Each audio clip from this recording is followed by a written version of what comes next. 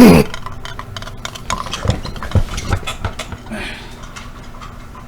what the heck was that? I said you were overextending your elbows to a degree that looked freaky. Oh, oops. And before that, I asked if you were praising the sun. Okay.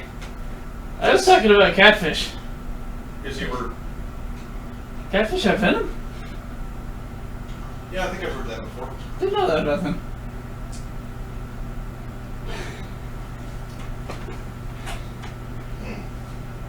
No, just doing researches.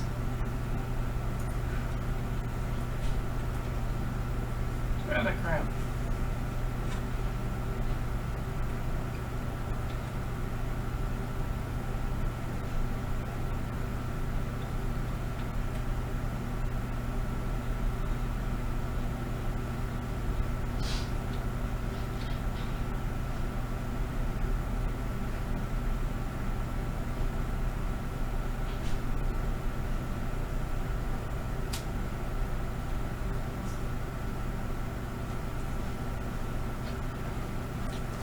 Okay, there is drink.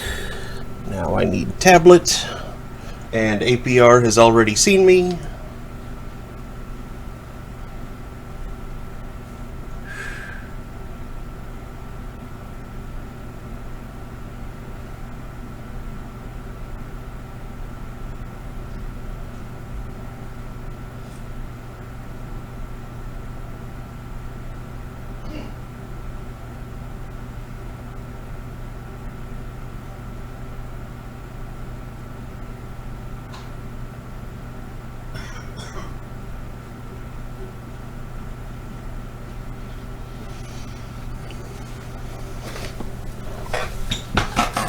All right.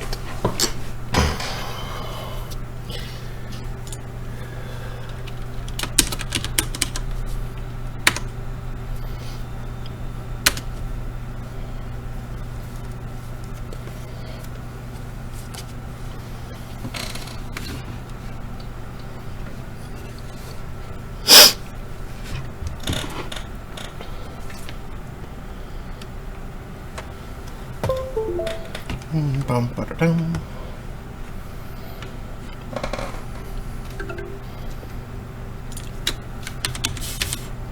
There we go. Hello.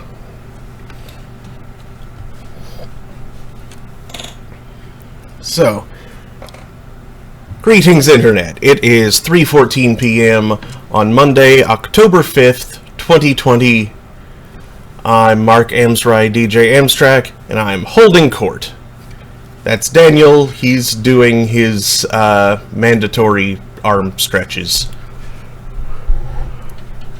Mandatory what stretches? Arm stretches. Oh.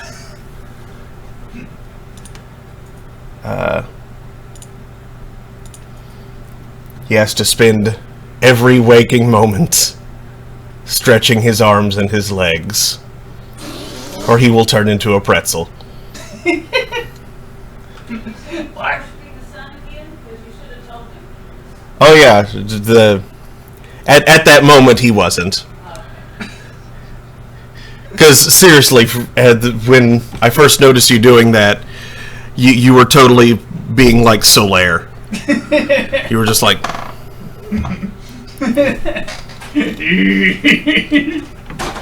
How did they praise the sun in his story again? I forget. Alright.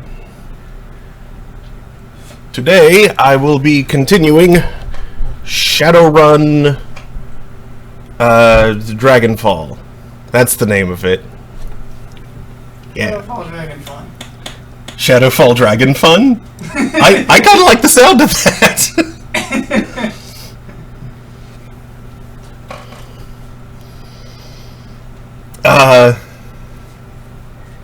Anyway, tablet will be ready momentarily so I can watch the chat. So let's go ahead and get started.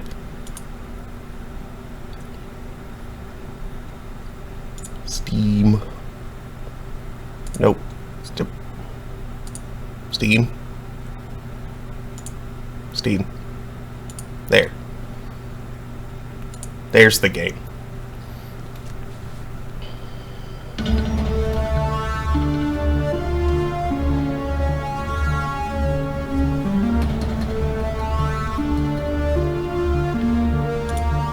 Okay.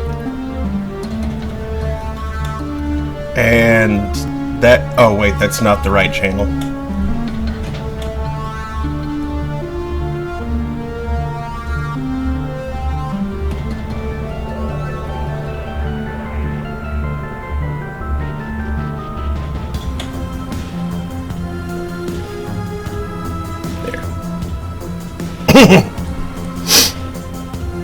Okay, rewinding to here, because Trial Run is just not at this point. If I had one more point of charisma, I could manage, but I don't.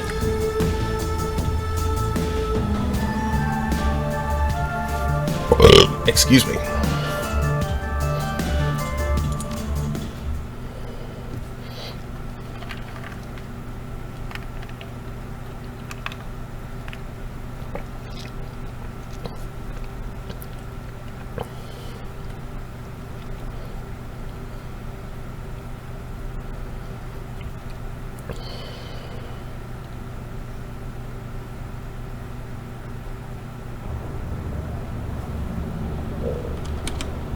Okay, I already talked to Gunari.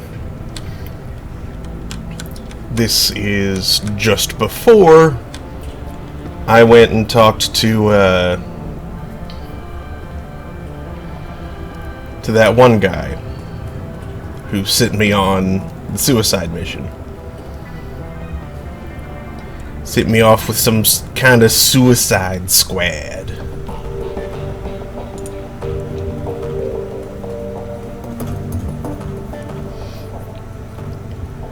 As you approach Blitz, he gives you an easy smile. Hey, Chief. What's up? Any thoughts about the last run? Nah, nothing we haven't already talked about, Chief. Talk to you later.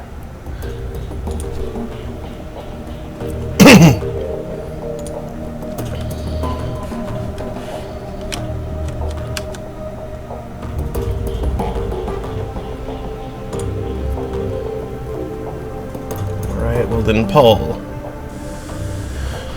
Viel, greetings.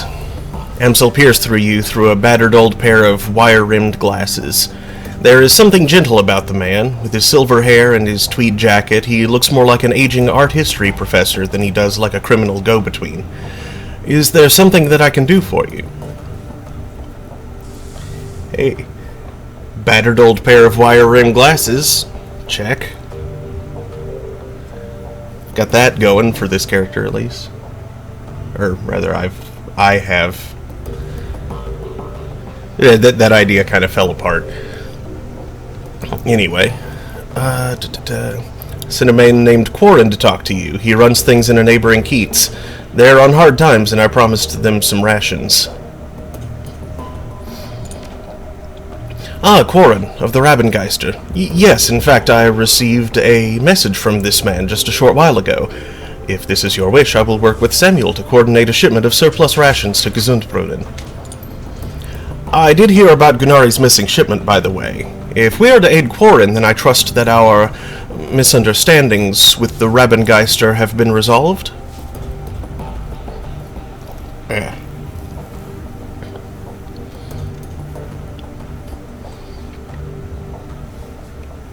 Yes, and I hope we've made some new allies as well. Today it's Gesundbrunnen on hard times, but tomorrow it might be the Kreuzbazaar. A wise move, Viel. I think Monaco would be proud. Very well, I shall make the arrangements. I'm glad you were able to retrieve Gunnari's shipment without needless violence. Good work. Now, is there anything else I can help you with? I have a question about the Kreuzbazaar. Sure. A little slice of heaven, isn't it? What can I tell you about our Keats?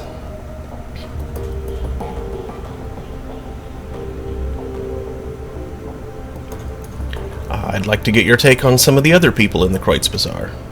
Very well. Where to begin? Samuel Beckenbauer is a good man, perhaps a bit xenophobic, but this is to be expected. He stands up for the rights of the goblinoid races, the orcs and the trolls, yes, and they have been more vilified and victimized than any of the other metahuman breeds. What is important is that he is a leader and a healer, and that he helps his people. In the soy calf shop you will find Jan Goldschmidt. I tell you that you will find him there because he never seems to leave the place. Every time I go for a coffee he is there, sipping on soy calf. Beyond that, I cannot say what I think of the man. He is a jovial sack of fat. Perhaps if you speak with him you can learn something more.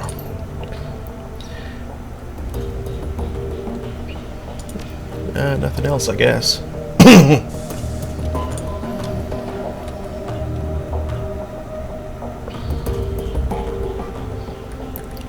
Biel, what's new? It'll take a minute for me to find his voice again. I'm curious, Dietrich, why did you switch from fronting a band to running the Shadows? Honestly, working the stage was getting boring, boss. Spitting and screaming at the world was fine and good when I was a kid, but it just didn't do it for me anymore. The Dragon Slayer wanted me to fight a real enemy, so I left the band behind, and I turned to the Shadows. I don't know, guess I figured that'd be the best way to find one. Considering current events, I'd say that you're not wrong about that. Yeah, I guess not. It feels kinda daunting, truth be told, but it's exciting all the same. I've been looking for a worthy adversary for a while now. It's kinda satisfying having a white whale to chase. How long have you been looking for a real enemy? Not too long. Ever since I took down the last one. The last one? Of course. I might be able to sit around feeling pleased with myself if I followed the Creator or the Moon Maiden, but the Dragon Slayer ain't that kind of idol. If I'm not drinking, I'm fighting, and if I'm not doing either of those things, I'm looking for a bigger, better fight to get in next time. Dietrich produces a flask from his jacket pocket and raises it in salute. It's a remarkably simple code to live by. Who was this last one? Gang boss. A great big orcish bastard called the Wildschwein. Wildschwein. Led the local chapter of the Horde. Yeah, I'd had my sights set on him and his for a while. They'd hurt a lot of people, and I figured they'd pose a challenge. I wasn't wrong about that, but I took him out in the end. Dietrich, when does this pattern end? Well, boss, the way I figure it, it'll end when I pick a fight that I can't win. Might be this one. Maybe the next. It'll be hard to top a great dragon. But that's the way the Dragon Slayer wants it, and who am I to refuse him? That's enough talk for today, boss. Besides, you've got other things to do, I'm sure. Thanks, Dietrich.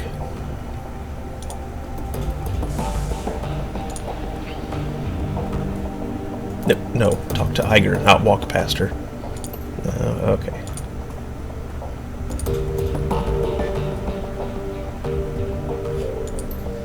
No? Okay. Is the trial run really the only job I have available to me right now?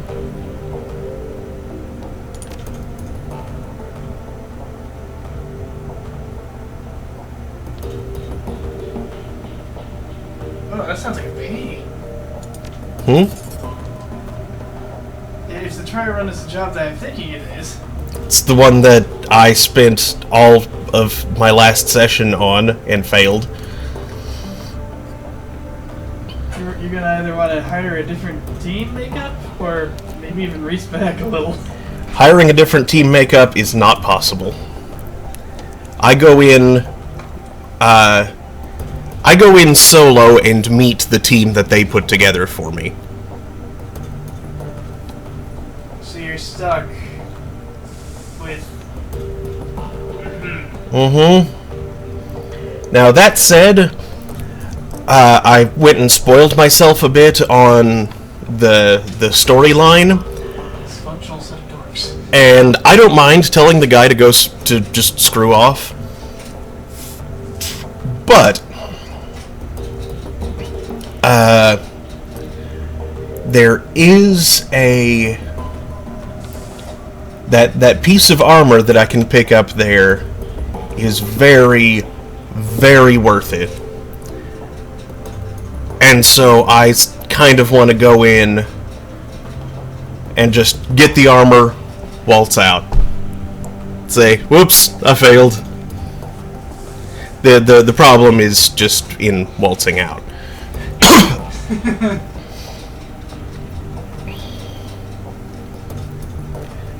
Submit the job as finished and await your client's response. A few moments later, a message pops onto the screen. Here's your payment, as promised. A moment later, a second message pops into your inbox. Your payment details. Payment from client, 22,500 new yen. Deductions for crew salary, 6,000 new yen. Ammunition and resupply costs, 1,500 new yen. Automatic deduction for Alice funds, 11,250 new yen. Remainder sent to VL's account, 3,750 new yen. Alice funds? Yeah, that's the ongoing plot thing. We have to raise a lot of money to pay... Oh, right, Alice. Alice. Sure. Interesting that it's deducting that automatically and not letting you handle it.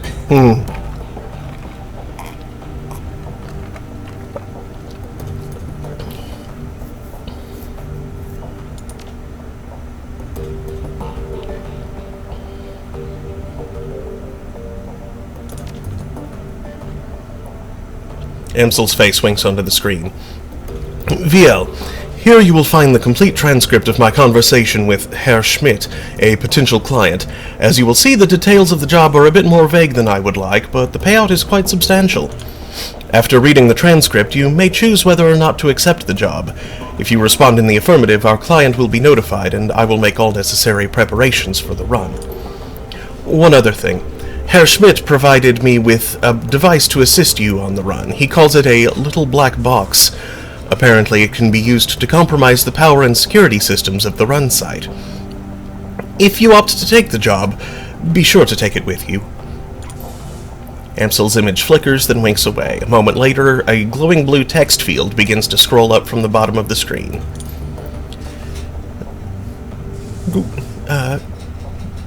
Greetings, Herr Amsel. I trust that this connection is secure? Naturally. To whom do I have the pleasure of speaking? Call me Herr Schmidt. Very well, Herr Schmidt. You have some business for me? Indeed. I have a job for your team. A simple matter. Judging by what I have heard of your team, I imagine that they will be well suited to the task. Go on. The interests that I represent have learned that AG Kimi Europa, AG Chemie Europa, whatever, is working on a company-wide project. Something very secret, very new. Reliable sources inform me that they are keeping a working prototype of this new venture at their Berlin facility. I see. And your employers wish us to acquire this prototype for them? Naturally. What is this project? If you want my team to grab the prototype for you, they'll need to know what they're looking for. I'm not at liberty to say. I can tell you that the prototype has been branded Mark 6, or MKVI, which could mean something other than Mark 6, I suppose, but I can also tell you that your team will find it on the 25th floor of the Berlin facility, in the office of one Albrecht Haushofer.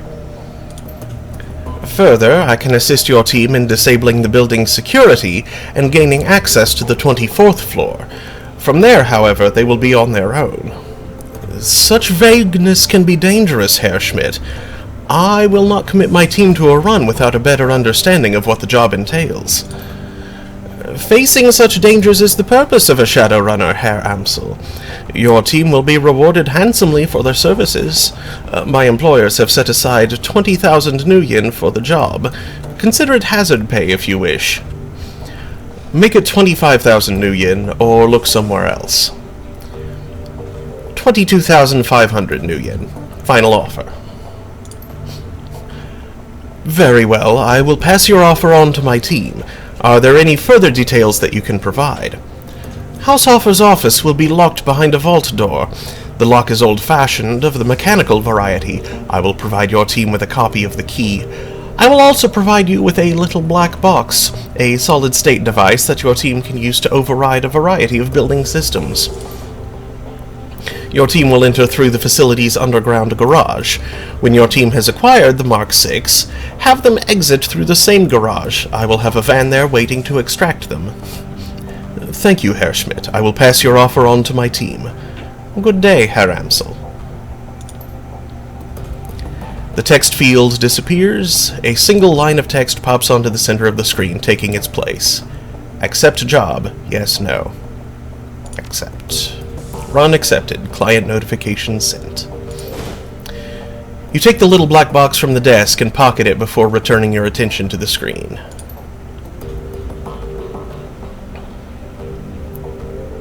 Pending pharma cleanup job. Here you will find the complete transcript of my conversation with Herr Fuchs, a potential client. The job seems to be relatively straightforward, and the payout is reasonable. One word of caution before you proceed. There are aspects of this run that you might find morally troubling. Be sure to read and understand the specifics of the job before accepting. If you do accept, you will be expected to carry out the requirements of the job in full. After reading the transcript, you may choose whether or not to accept the job. If you respond in the affirmative, our client will be notified, and I will make all necessary preparations for the run. Herr Amsel? Yes, I'm here. To whom am I speaking? You may call me Herr Fuchs. Very well. Please describe the work that you would like to have done. Straight to the point. I like that. Very well. I would like to retain your team's services to clean up a mess. Go on. My employers dispatched a team of operatives to conduct a quiet operation at a local Sharing Pharma AG lab. Unfortunately, they botched the job. The team was eliminated, but we have reliable information that one of the operatives has been taken captive. If this rogue agent were to spill information leading back to my employers, it could lead to a corporate war. A great many lives could be lost. My employers would like nothing more than to prevent such a tragic turn of events. Ah, I see. And you wish to retain my team services to tie up loose ends? Exactly. The captive operative is a rigger by the name of Thorvald Instad. We need him neutralized before he can inform on us to his captors. As Instad and his team have already put the facility on high alert, stealth will not be an option.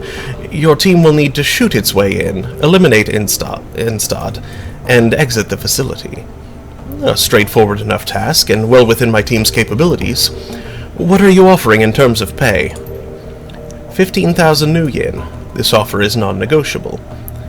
Very well, I will pass the offer on to my team. Very good. Good day, Herr Amsel.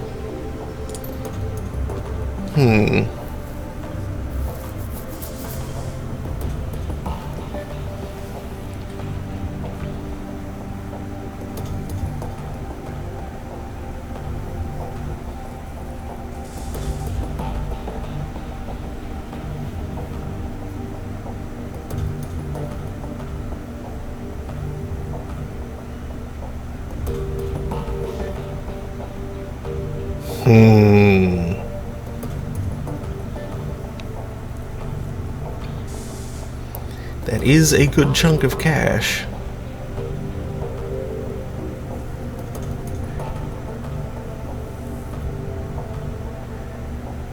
And preventing a war is probably the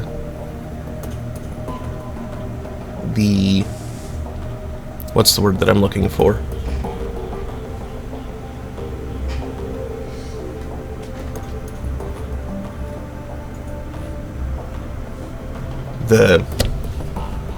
Daniel, I can't think of a word.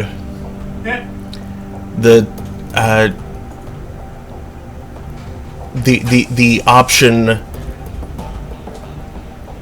option that minimizes harm.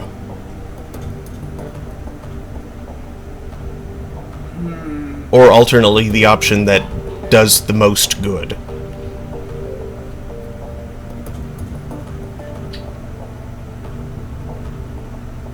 Or, you know, choosing the option that does the most good or the least harm. There's like a philosophy word. There is. It's sometimes put in terms of maximizing happiness, which is theoretically measured in dollars. Utility. Yeah, utilitarian. That's the utilitarian. So I'll take that one too. Why you would measure happiness in dollars? I don't know. It's certainly not a great metric for it.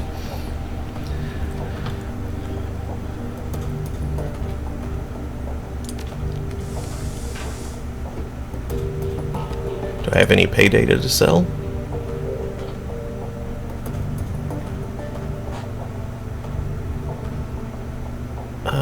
Wait a second.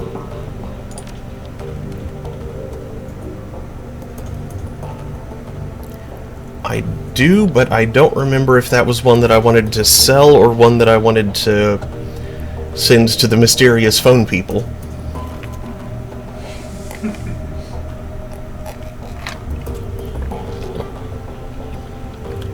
But I will read the BB. No new posts. Okay. Serious people. Mysterious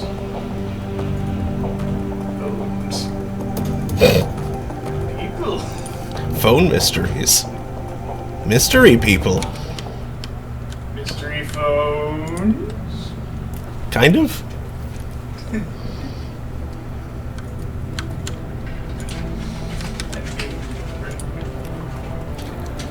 Phone booth. Phone booth. Oh, no, nothing else to do there. Okay. It's surprisingly moist. Gross. What, you never been to a phone party? It's surprisingly moist. I've not been to a phone party.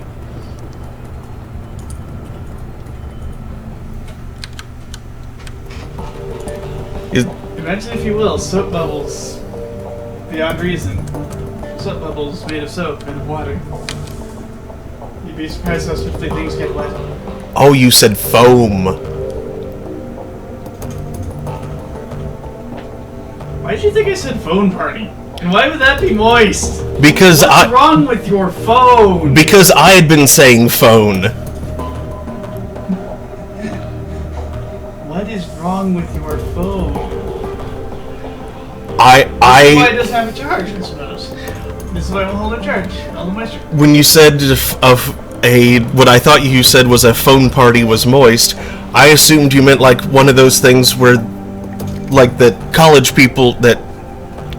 kids do, where they try and cram as many people into a phone booth at a time as they can, which, just due to body heat, I imagine would get kind of moist. Honestly, from exhalation alone, it'd get like foggy Yeah. and dense. Also, it's a stupid idea. Someone's gonna get a sprain doing that.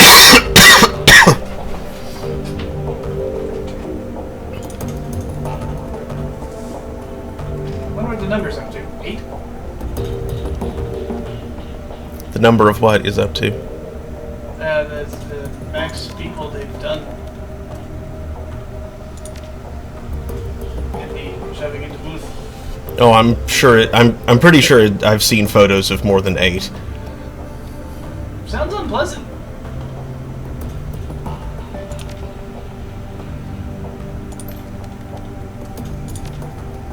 And suddenly I have 2 unread messages. You'd probably have some verticality if you're actually trying to maximize by volume. In which case, I feel deeply sorry for the people on the bottom. Payback is sweet. The screen flickers to life and Maxim's face appears. He's wearing a broad grin and you can hear the sounds of celebration in the background. Hey there, Muscle. Not sure if Tuck gave me the right address, but I figured it was worth a shot. I don't know if you heard, but our favorite Poly Club got hit from all sides by the F-State today. It was glorious. Anyway, just thought you'd want to share in the good news. And thanks for your help back there. I don't think we'd have made it out of there without you. Take care, VL. The message ends, and the image fades. You find yourself back at your inbox. Thanks. Alexander, 2VL. Hey VL, Uncle Dietrich told me that I could message you here, so I figured that I should. He probably told you that I'm living at Samuel's, huh? Well, that's where I am. It's different, I'll give it that much. I like that I don't get pressured to hurt people here, so that's good. And nobody smacks me around, even though I can tell that a lot of the orcs and trolls want to.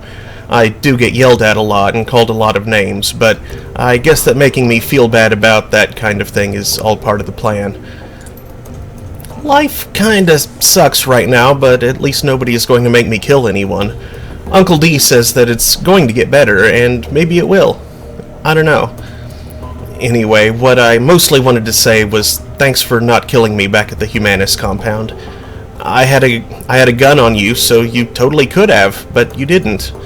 And I'm really glad about that. Thanks, Alexander.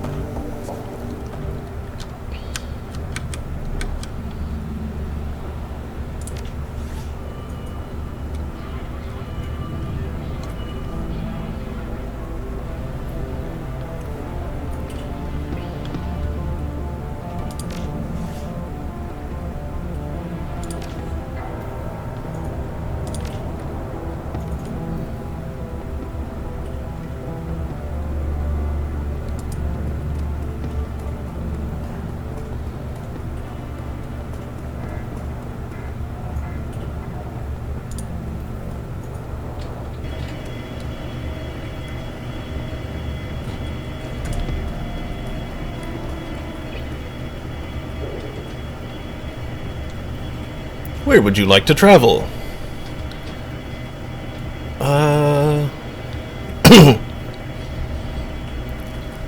Let's do the big payday first.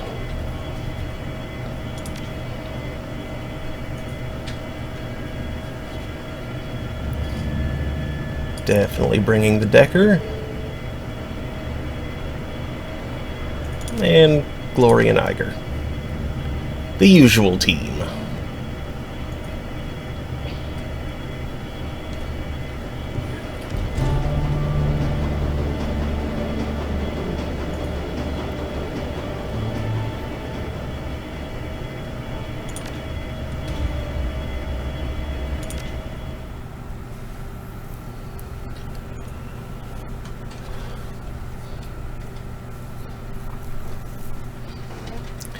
Monolithic, plastic, sterile. The Berlin office of AG Chemie Europa is all of these things and more. The worst qualities of modern corporate culture all mixed into a toxic stew and sluiced into a single prefab office building. Thankfully, you shouldn't have to stay long. According to the intel that your client provided, this should be a simple smash and grab operation, and you've been given the tools to carry it out with a minimum of fuss. The Mark 6 prototype, whatever it is waiting for you on the 25th floor. It's time to go and get it. Just remembered I need to take my pills. Oh.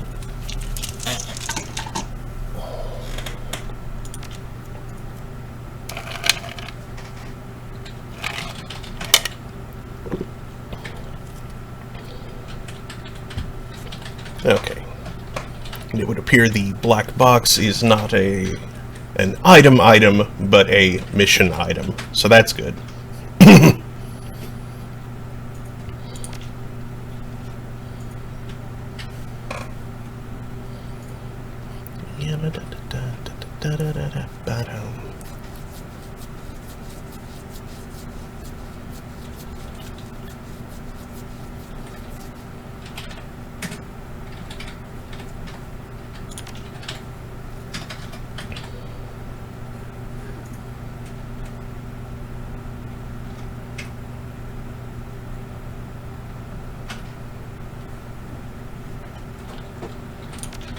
You like jazz?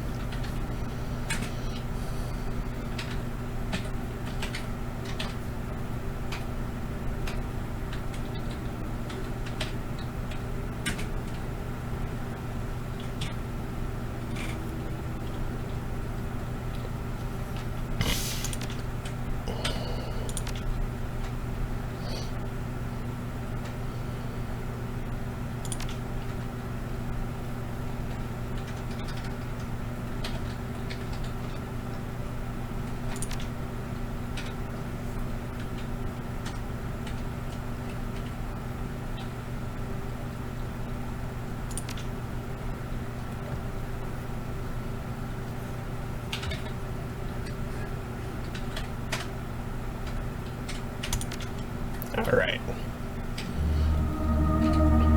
AG Kimi Europa, Satellite Administrative Complex, after hours.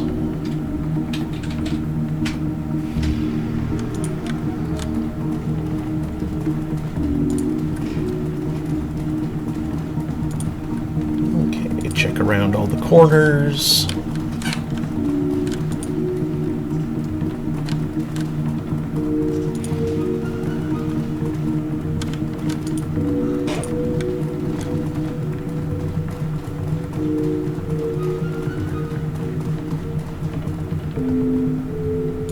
Medical supplies.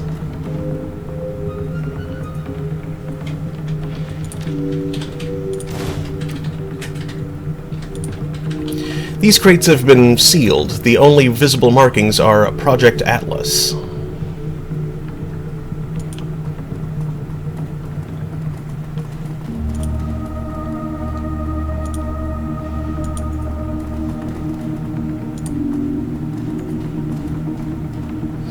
After a few moments of sifting through cables, you find a diagnostic connector with the right input to fit the little black box that Herr Schmidt gave you. Plug in the little black box. The connector slips into the box with a satisfying click. A tiny red light set into the box's lid begins flashing. After a few seconds, it turns solid yellow, and then finally shifts to green. At that instant, all of the lights in the garage turn off. A few seconds later, the emergency lighting kicks in.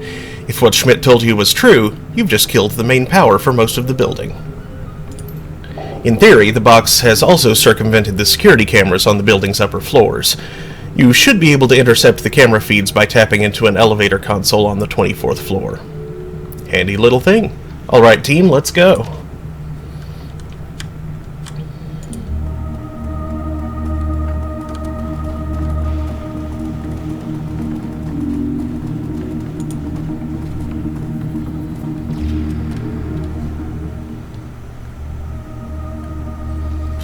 Iger indicates a console built into the wall beside the elevator. This looks like the elevator console. The camera feeds should have been routed here. It only takes a moment to connect your PDA, and immediately visual feeds from all over the building begin to flood in. Yeah, definitely a handy little toy. Now I really want one.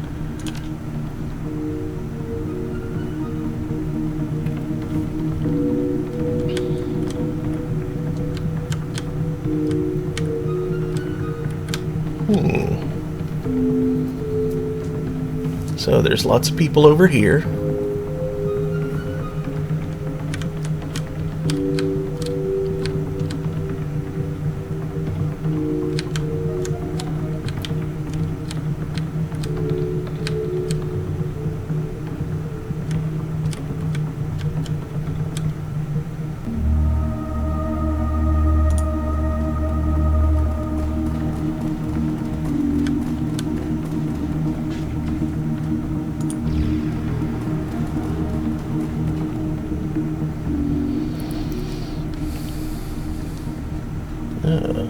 Examine the keypad in astral space. Your third eye slips open, revealing the hidden world of the astral plane. Several of the buttons on the keypad glimmer faintly. 2, 4, 7, 8, 9. Each of these buttons has been pressed recently. The residue of life clings to them, shimmering against the gray. Unfortunately, you cannot tell in which order.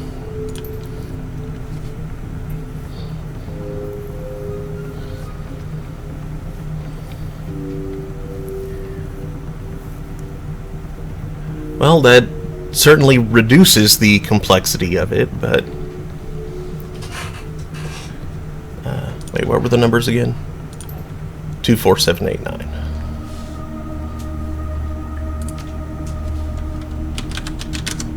Nope.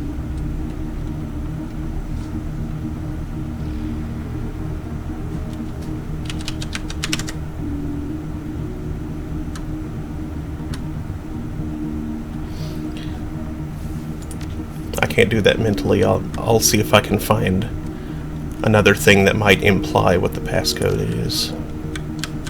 Like, you know, imply something else about the passcode.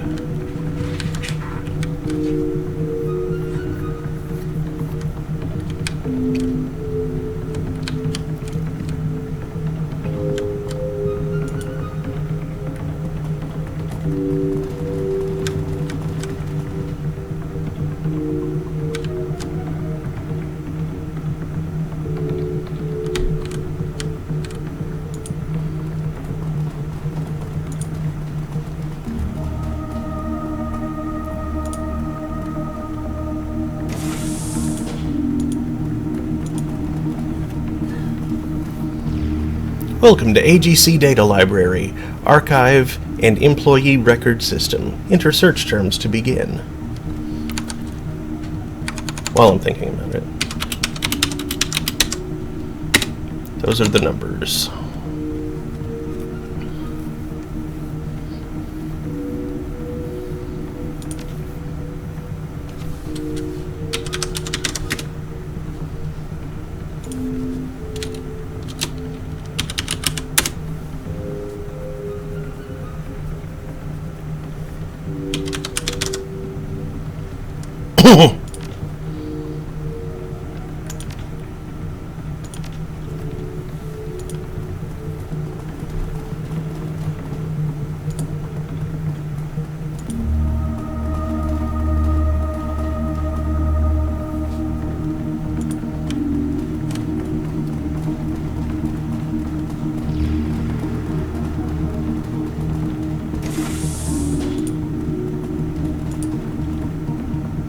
Laboratory entrance.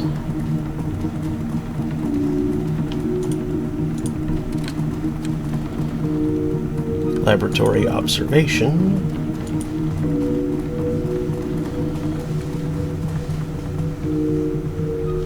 A warning light strobes out from the console at your approach. Large white letters shriek out against a red background. Warning, toxic contaminant detected. COCl2, phosgene gas. Hazardous material override engaged. Laboratory entrances locked down. Input command.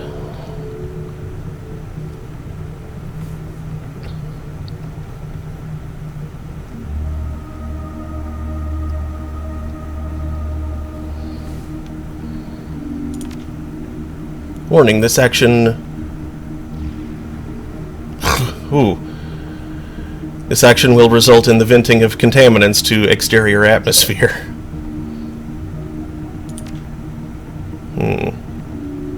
Substance library. Ah.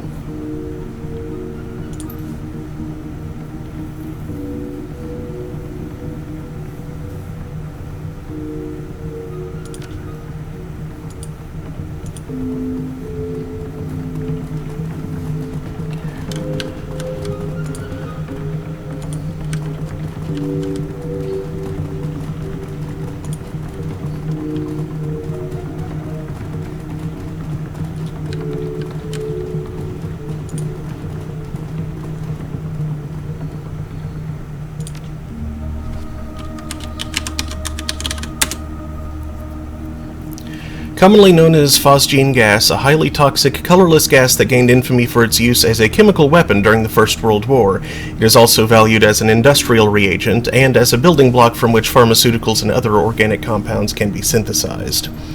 In low concentrations, its odor is reminiscent of freshly cut grass. The odor detection threshold for phosgene gas is 0.4 parts per million, 4 times its threshold limit value. Phosgene-related deaths are generally caused by the interaction of the gas and the proteins of the pulmonary alveoli. The end result of this interaction is the destruction of the blood-air barrier, preventing the transmission of oxygen to the blood. Death by suffocation inevitably follows. It is highly recommended that any employee working in or around this gas wear a detector badge.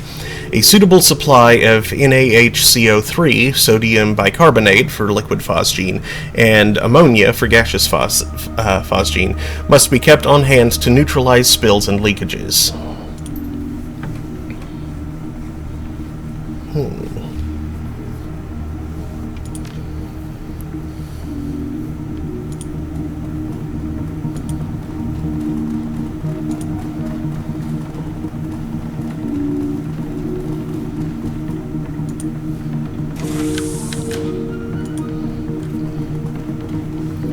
So without knowing what kind of concentration that room is at, I wouldn't want to vent it to the outside because it might be sufficient to be a problem.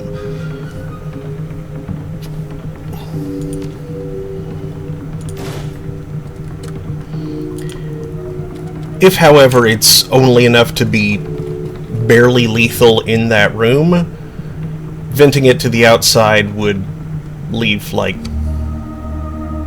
trace amounts basically. Especially since this is at the 24th floor. I would suspect it would be dispersed too widely to cause harm before it reached air that anybody was breathing. But I don't know that for certain.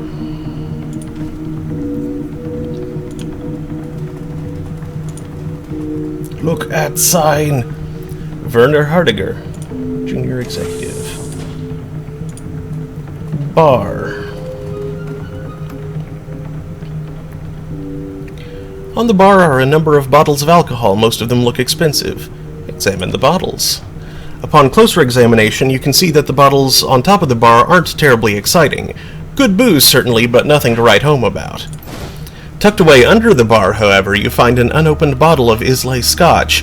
The handwritten label announces it as the first bottle from a batch distilled nearly 50 years ago, aged in a cask that had once held Amontillado. To the right buyer, this could be worth some serious money. For the love of God, Montresor.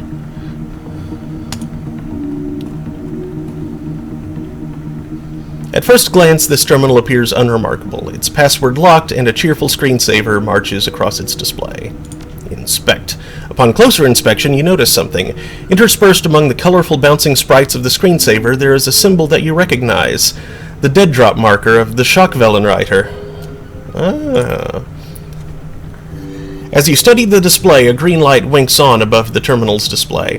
The recording light of a pinhole camera. The screensaver disappears, and the screen floods with glowing green text. Schockwellenreiter contributor number 1432 recognized. Welcome, VL. Secret projects. This is an open request for information about the projects and material prototypes being developed at this facility. It is known that a synthetic drug is being developed here in support of a project called Atlas. In addition, a functional prototype called Mark VI has been developed. The first contributor to provide us with the project data for Atlas, the chemical formula for this new drug, and visual records of the Mark VI in operation will be handsomely rewarded. All 3 pieces of information are required for a payout. AG Chemi Europa is known to be a heartless corporation with little regard for metahuman safety or morality. They guard their secrets jealously and seek to hoard all information gained for themselves. This behavior cannot be allowed to go unpunished. What they know, all shall know. No longer will they hide their secrets in the shadows. The timely delivery of this information will be well rewarded. Freedom, equality, information, Schockwellenreiter.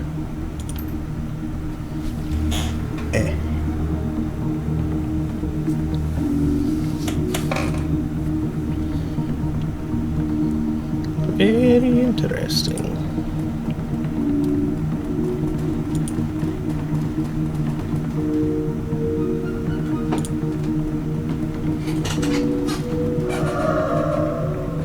Hearth Spirit.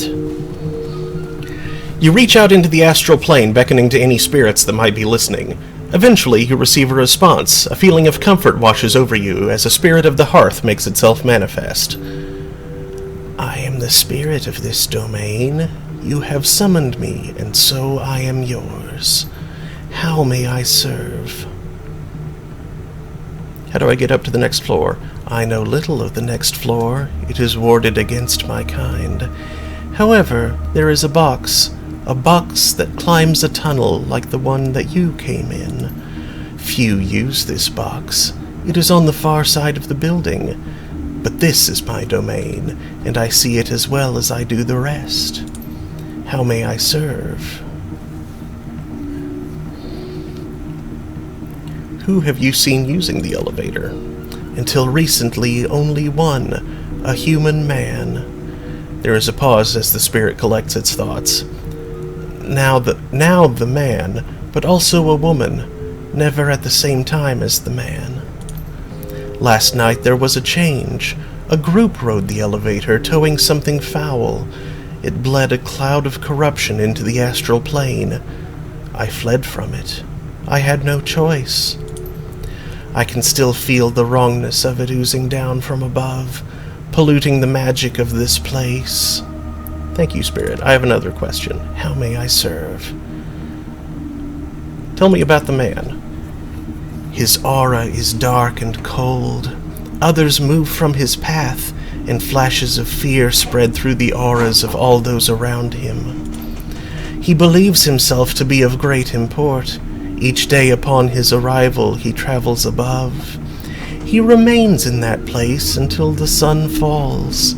Then he leaves to return the next day.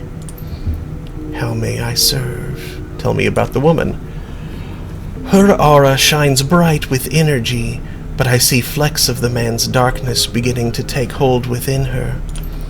On the rare occasions that I have seen them together, her aura reaches out to meet his. She offers her energy and brightness to him, and she does it willingly. How she can stand to feed such a connection eludes me. But then you physical creatures have always been a mystery to me. The woman also serves another man. She follows him, cleans for him, provides for him. He lacks the strength and darkness of the man from above and clearly fears him, but the woman cares for him all the same. How may I serve? Tell me about the foulness. I can tell you little. It was shielded from my sight, yet such great pain and sorrow can never be fully hidden.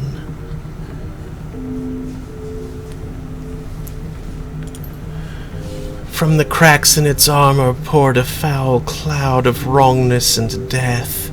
It left a stain on everything it passed, and I was afraid.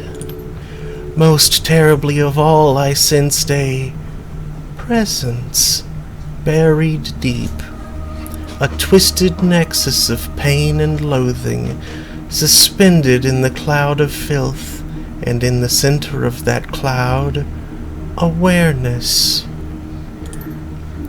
How may I serve? How do I get into the elevator? All who enter the elevator, as you call it, first perform a ritual of entrance, a series of strange tapping motions on the pad mounted beside it. The man has done this always. After she was summoned, the woman took up the ritual as well. Do you know the ritual? No. I know little about your technology, and what I do know has not enticed me to learn more. How was this woman summoned? The summons was delivered via parchment. Ever since then, she has regularly traveled above. And what of the parchment? It was set aflame, then discarded. It was destroyed? Some yet remains. Where are the remains of the parchment? It was discarded along with the myriad refuse that you meat beings produce. From there, it was moved to a larger receptacle to await removal. I assume that it is still there. What larger receptacle? 3 receptacles sit together behind the most distant door in this room. The furthest from us now holds what you seek. How may I serve? Where does the woman sit? The woman sits behind the closest door when she is not visiting the dark man above.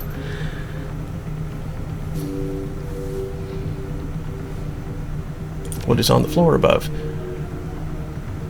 I know little about what is above. The wards are too strong for spirit kind to penetrate. Only bland physical creatures such as yourself may pass. Yes, tapping ritual.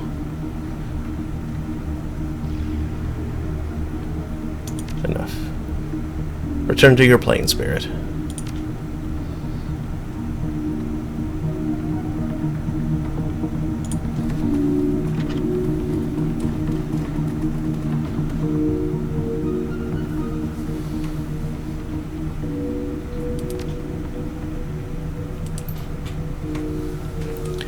One, 3, 4, 5, 9.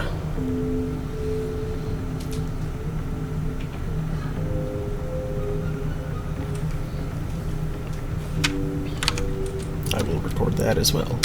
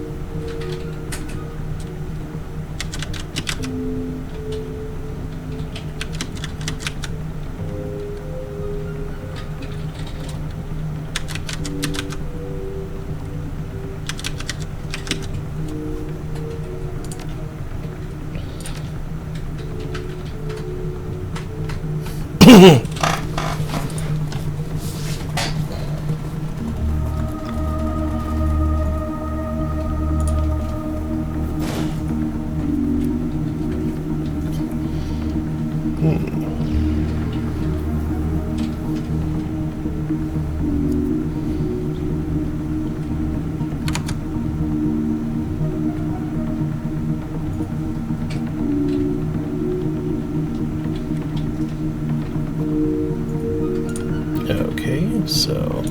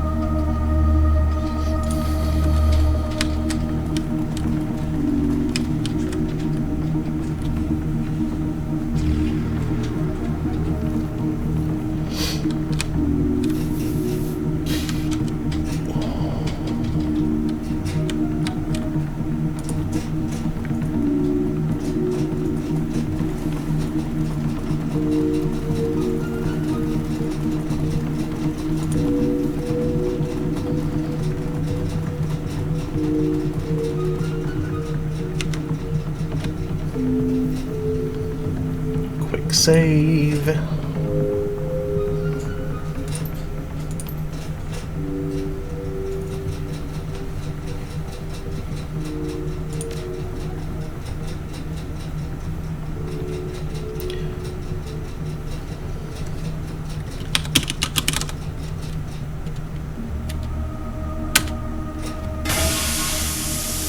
Introducing ammonia gas to laboratory atmosphere.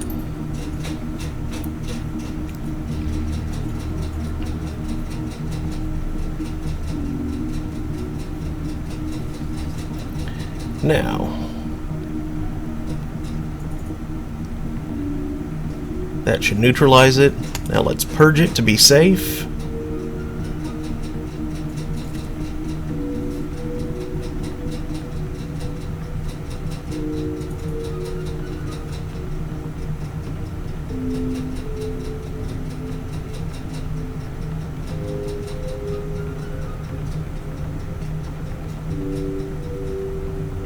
Actually, wait. No contaminants detected. Disengaging lockdown. Very good.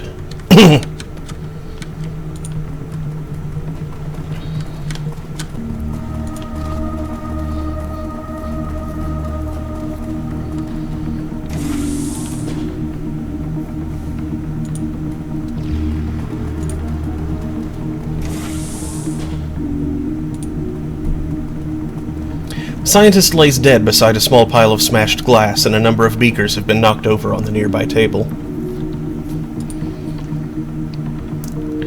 This computer is powered on but in sleep mode. When the screen comes to life, you find a half-written text file on the screen. The timestamp on the most recent edit tells you that it was written just a few minutes ago.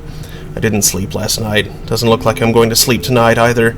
The last test batch failed. My fault. I got the mixture wrong. Sloppy work, Jensen. I can barely keep my eyes open. Gotta try again, though. No excuses in this office. I despise relying on stimulants, but I've got no choice. Gotta keep going. Progress marches on. Starting a new batch. If Haushofer's pet isn't ready to be tested tomorrow, well, best not to think about that. Gotta concentrate. Remember lab safety. Keep alert. Keep awake. One wrong move could spell disaster.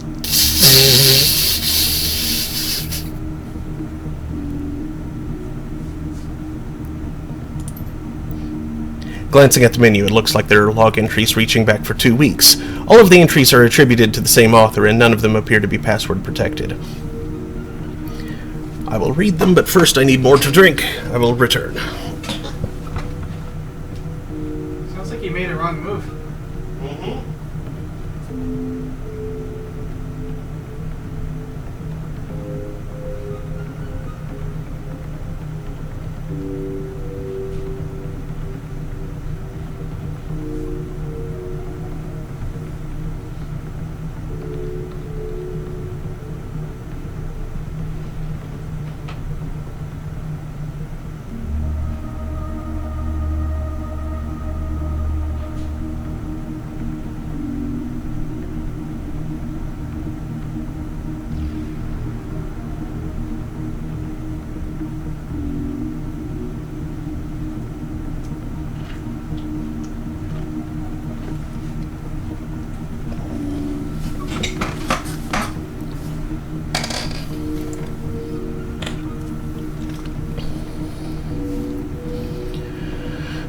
Read the entry dated 2 weeks ago. The new formula arrived today. Formula 17. I swear, whoever names these things must have no imagination at all. Formula 17? Honestly.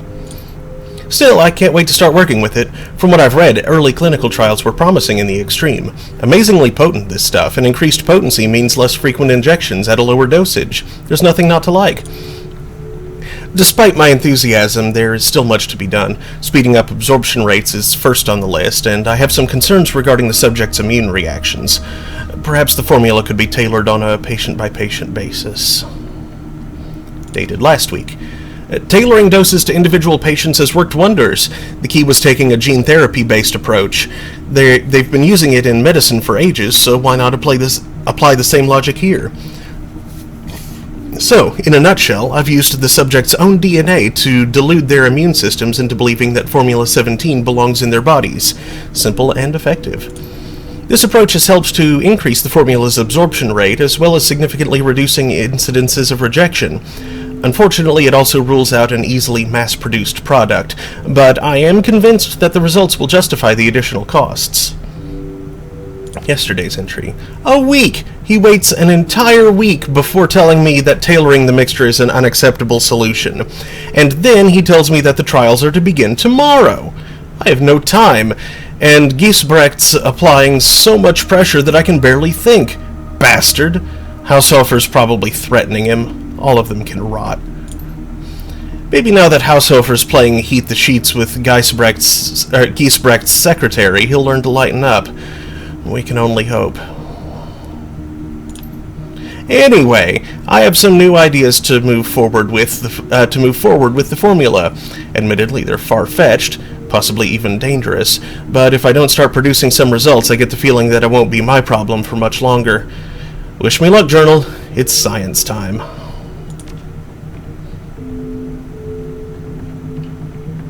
It's science time! It's the best time. Jazz. Sounds like some kind of freaking Super Sentai series. What's this? Science Ninja Team Gatchaman? Never mind, Gatchaman's already done it. Yeah.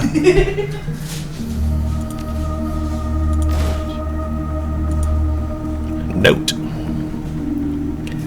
On the counter is a note, carefully transcribed in neat handwriting. The paper bears the letterhead of Senior Executive Leonard Stromberg. I'm still waiting for that report. When I said ASAP, I meant I needed it yesterday. Stay until you've completed the tests, then leave the report on my desk. The door code is 54139. Do this tonight. I'll expect to see it waiting for me when I arrive tomorrow morning. Ah, there we go. That's the office taken care of. 54139.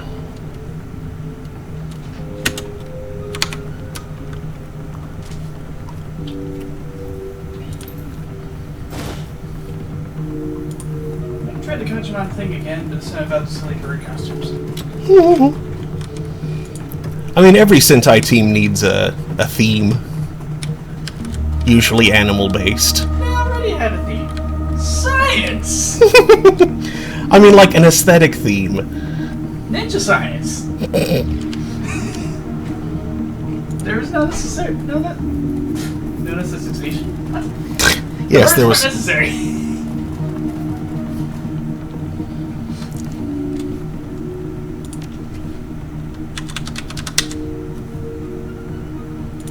Code accepted. Door unlocked. What have we here? A stack of business cards on this desk reveals that it belongs to one Annika Schroeder. A cursory search reveals that the desk's drawers are stuffed full of lewd love notes, all hastily written on scraps of office stationery. Rummage through the notes. Exploring Annika's desk is like embarking on an odyssey of filth. 30 seconds in, and you've already learned 3 new euphemisms for sex in a storage closet, as well as exciting new definitions for a variety of common office terms.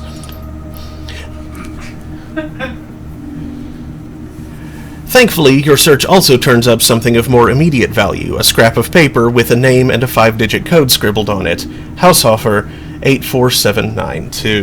There we go.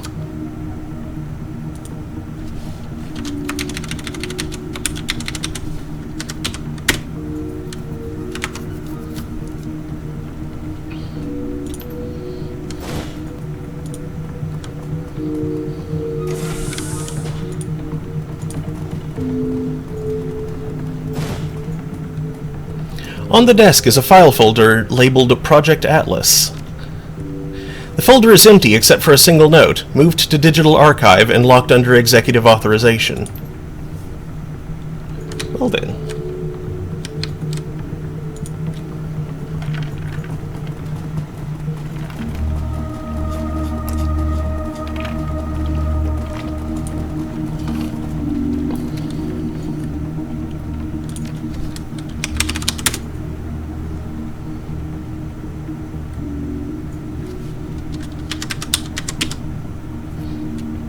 Authorization accepted. Welcome, Herr Haushofer.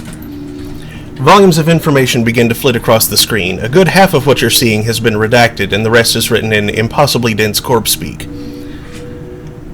Download the project data to your PDA for the Shockvelen writer. You copy the information on the screen, redactions and all. Access visual record. VP level authorization required. Do you wish to proceed? Continue. You heard that Kaylee McEnany, Hey, that White House worked. press secretary, has tested positive now? Yeah. It's just one after another. Yep. Yeah, no super surprise. Yesterday, I think in the briefing, whatever, I think it was yesterday, she was asked how many people in the White House, how many people close to the have tested positive. She refused to answer. She was one of them. Yep. Of course, there's no indication that she knows now. The release said that every day she had tested negative until today. And they pointed out those test results, they're just a moment in time. That means that as of that moment, the test could find no traces in your body. But 5 minutes later, you could have taken it in and then you got it. But your Well, even then you results still test are negative still gonna because come out. you can take an infectious dose of virons, but not turn up positive until after the incubation period, which I think is 6 days. Was it 4 Well, days? they're saying there's like Just a moment, I'll be back. there's multiple versions of the test out now. As our holy advice is, okay. The most sensitive, the most accurate, the ones that are most reliable, do take about 4 days to get the results back. The quick ones, it requires a much larger viral load to trigger a positive, where the one that takes longer can detect a much smaller presence. Which is why the advice is, if you're asymptomatic but you think you may have been exposed, to actually first call your medical professional, whoever the heck they might be, and their advice to you is probably going to be wait a few days, then get tested, or schedule a test a few days from now. Quarantine. In the meantime, Like, immediately Don't- quarantine Yeah. and get tested a few days from now.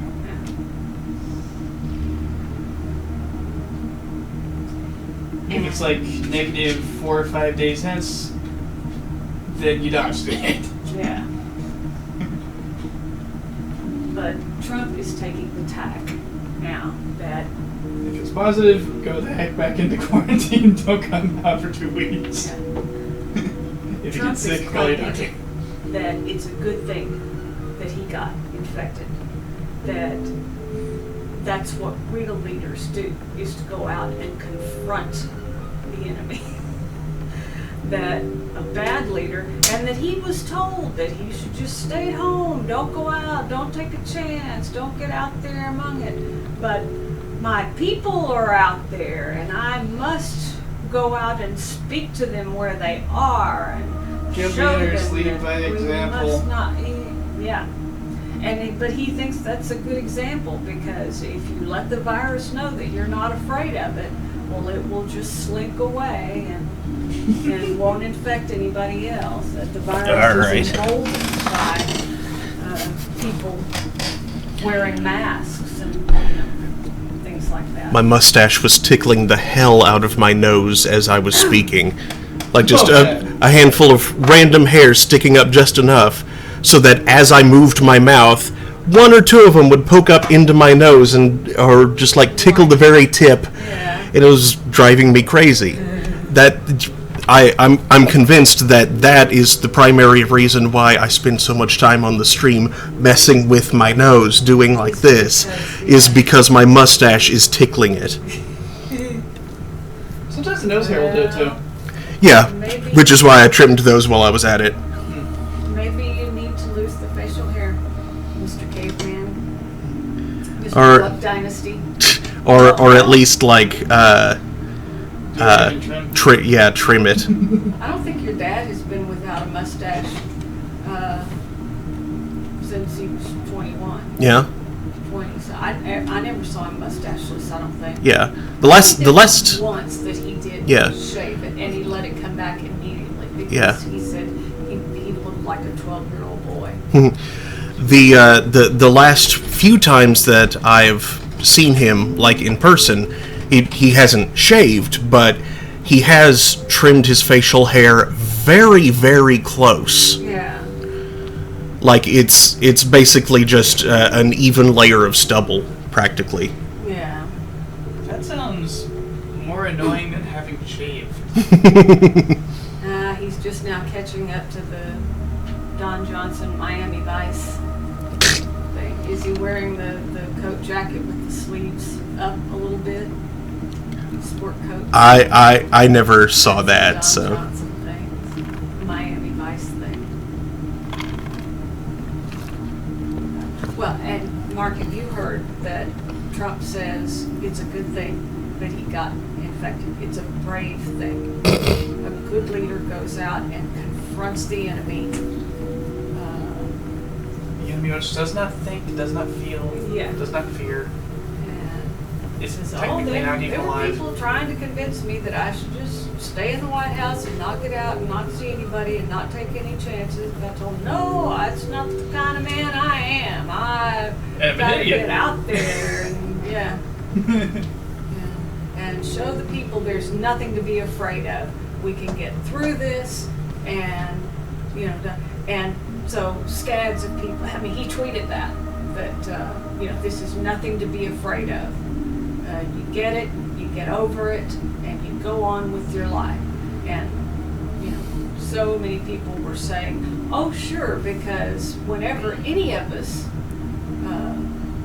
get the virus, we just hop into our helicopter and go to the hospital where we have an entire floor to ourselves and dozens of scores of medical personnel to take care of us night and day. Yeah, a Mhm. large team of the best medical personnel in the world. And then when we go back home, We all have that, right? Then when we go back home, we've got medical care. Oh, yeah, it's all paid for, premier too. Medical care 24/7. Yeah, all paid for at taxpayer expense. We all have that, Mr. President. So sure, we can just do whatever we want and know that we'll be taken care of. And yesterday, he apparently threw a fit and was driven up and down the driveway so he could wave at supporters from the SUV inside a closed-up vehicle with people exposed to with a serious infectious, potentially deadly illness. Let me correct that for you. You should replace the word man with the word dumbass. But yeah. But he insisted, and there have been a couple of doctors at Walter Reed saying that's just the height of irresponsibility and selfishness. Says no other patient could get away with something like that. No other patient would the doctor have allowed them to pull a stunt like that. But so it obviously calls into question, are the doctors, are the medical personnel, are they in charge of the treatment and what goes on?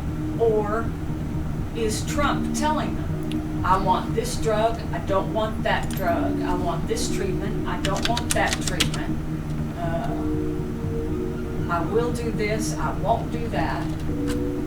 is he calling all the shots for everything? Which I wouldn't be surprised. And his doctor got in big trouble for admitting that he had received supplemental oxygen for a brief period. His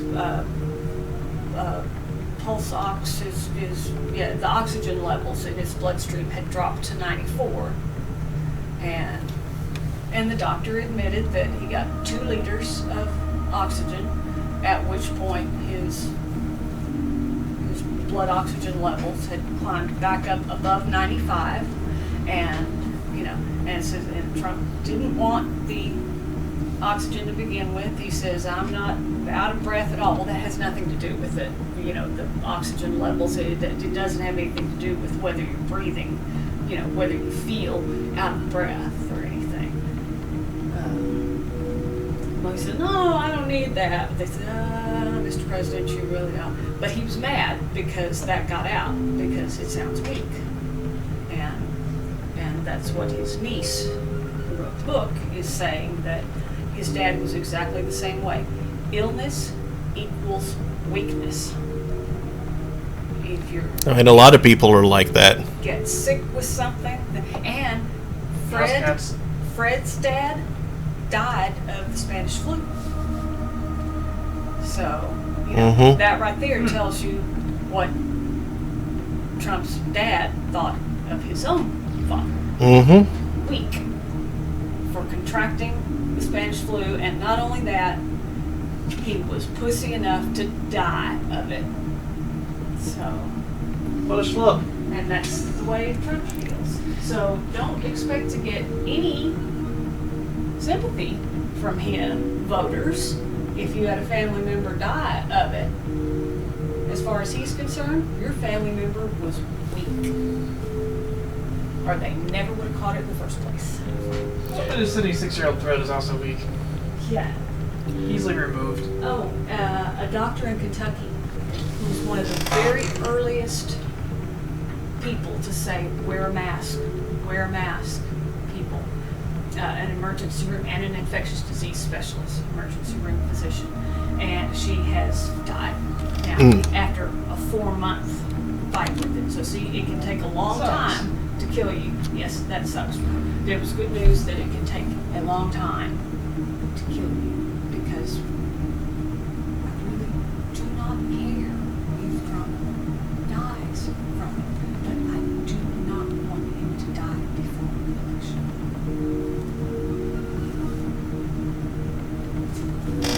All right, now you can go back to that game, whatever you're doing. Thing. Authorization accepted. Welcome, Herr Haushofer. There are too many records here to sort through quickly. A quick scan reveals the following details. Recordings of laboratory experiments on metahumans, images of an extensive series of cyber surgeries being performed upon a large troll, recordings of that same troll carving his way through opponents with a massive axe, and gun cam footage from what appears to be a vehicle-mounted chain gun. The weapon has been photographed tearing apart a variety of targets, both artificial and organic.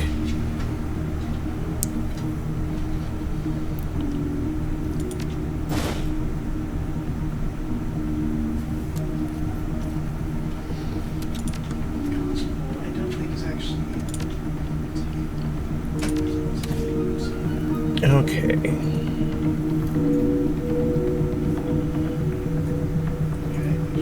Two of 3 data files found.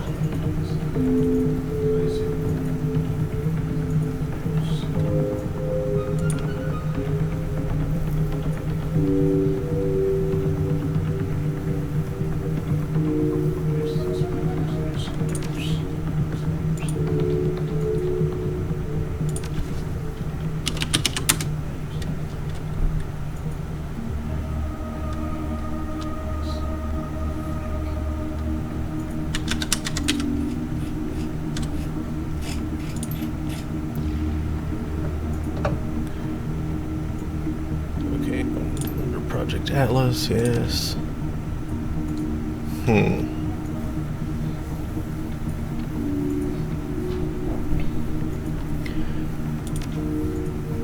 what other term?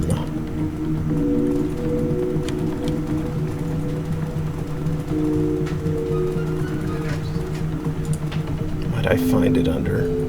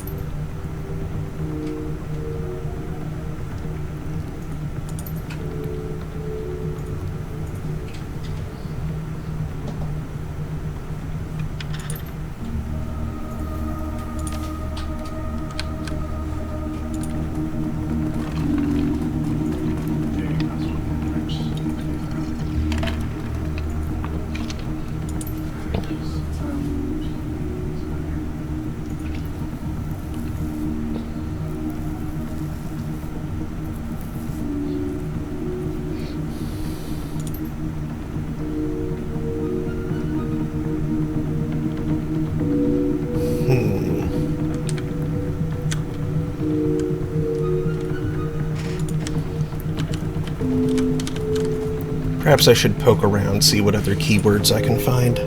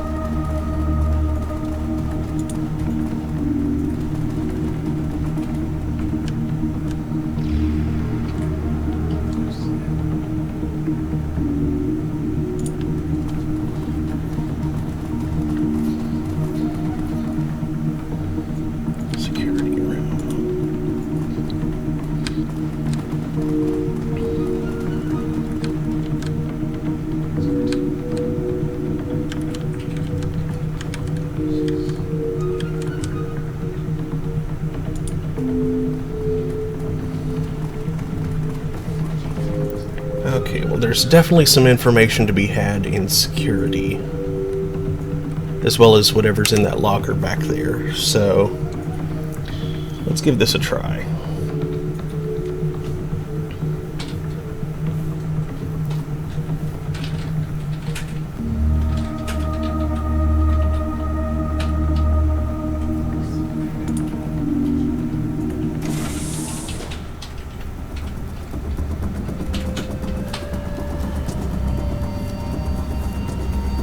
Oh, come on. Why did they get a surprise round?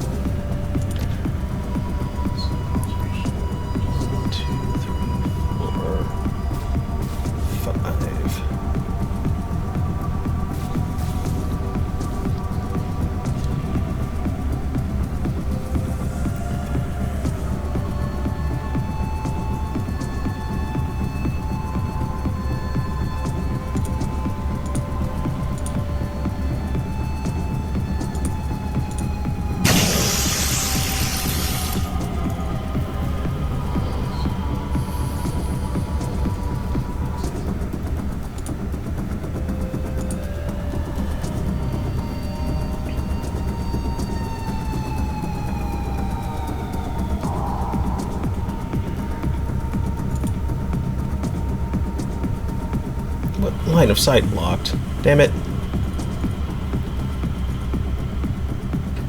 I was just trying to find cover.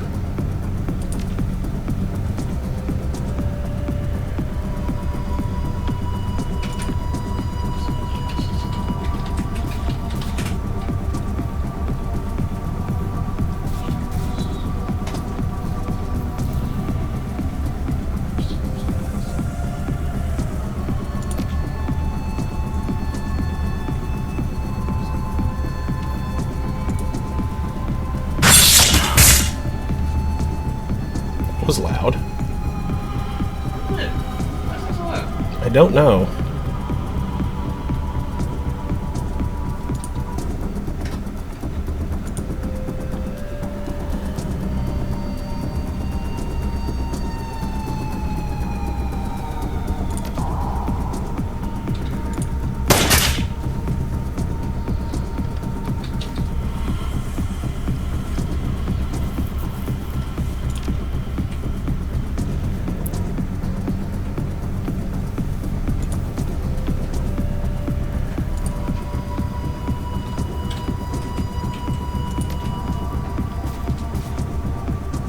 Yes, shoot the sign. That's what I'm aiming for.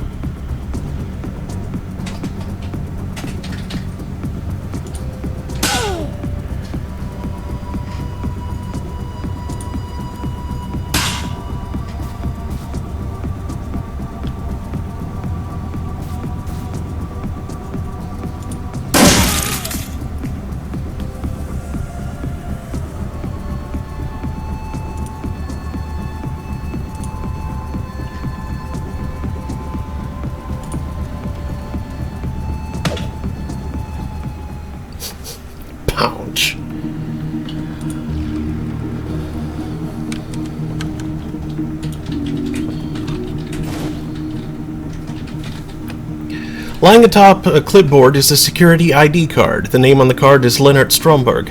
The paperwork clipped to the board indicates that this is a replacement ID. It was scheduled for pickup tomorrow morning, but it hasn't been embedded with a security code yet. There is a 5-digit code scrawled in blue ink on the top page in the file, 54139.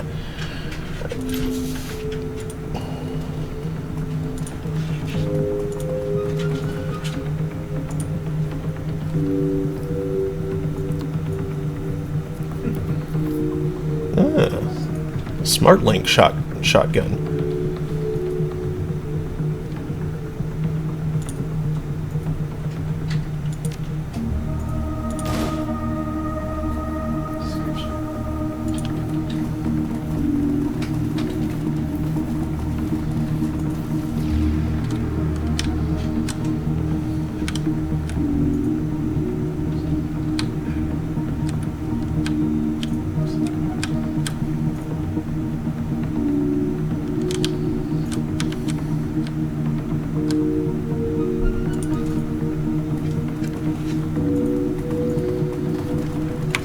What other keywords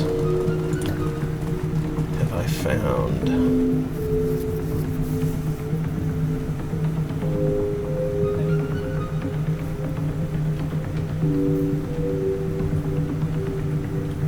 Okay, where's the stairs?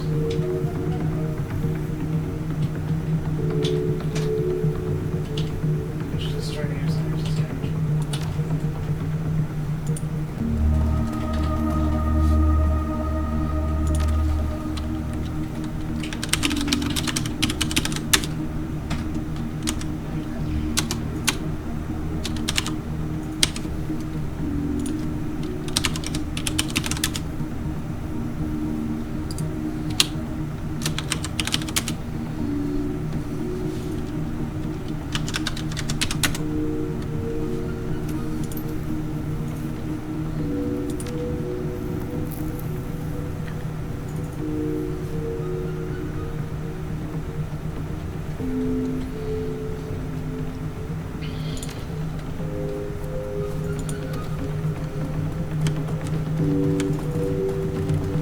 Maybe I'll find that information upstairs.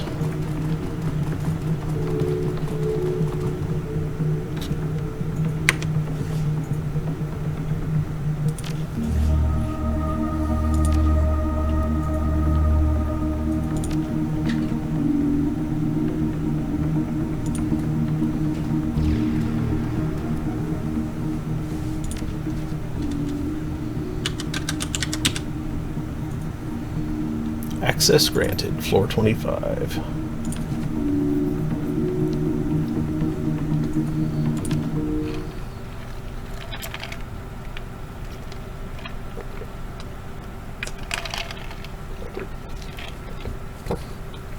The elevator whisks you upward toward the executive level 25th floor. As expected, the run has been relatively smooth sailing so far. A chime breaks the silence as the elevator glides to a stop. The Mark 6 is somewhere on this floor. All that you have to do is find it.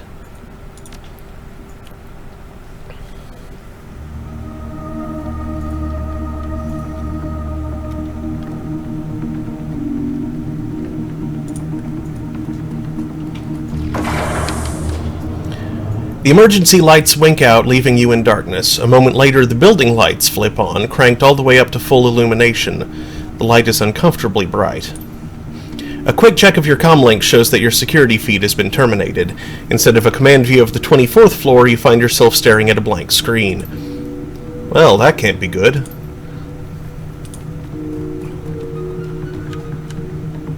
Sounds bad. Sounds bad, man. Have me hit. Never.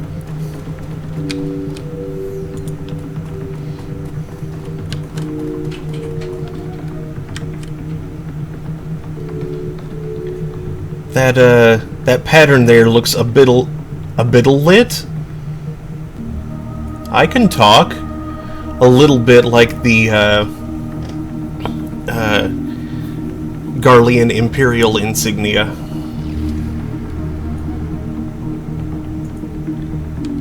Mostly just in that it's a row of 3 intersecting diamonds.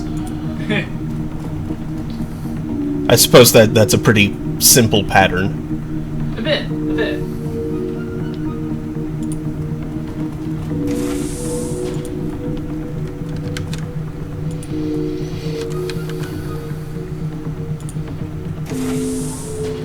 The door slides open with a pneumatic hiss.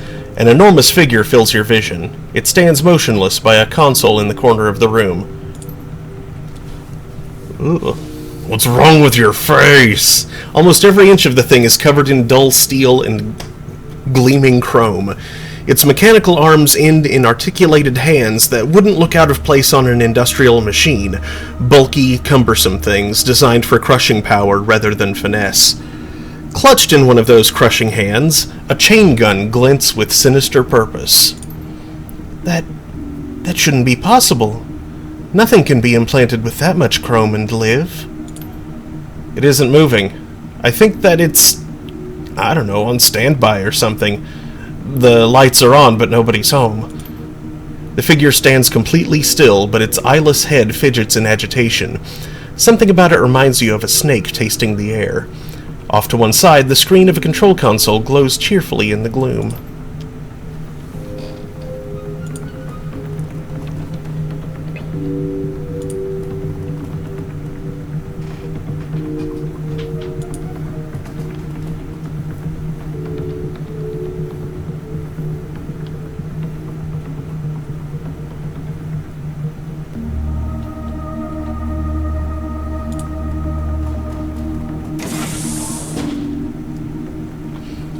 Mark 6 Cyber Zombie Prototype Control Console. Activate the console. Yeah, this thing's the Mark 6? This Mark 6 prototype is the exclusive property of AG Chimie Europa. Unauthorized access is prohibited. To put the prototype into demonstration mode, you may activate its systems from the following menu. Alternately, the system can be directly piloted via a remote control rig. Press any key to continue. Blitz's eyes go wide. Chief, did you just read that? I am going to drive the hell out of this thing! Hold your horses, Blitz. We don't know enough about it yet. Yeah, fine. Read up. But after you're done, I'm gonna do my thing. I mean, how many riggers can say that they've piloted a troll? We'll talk about this later. He steps back, allowing you to return your attention to the control console. Input command.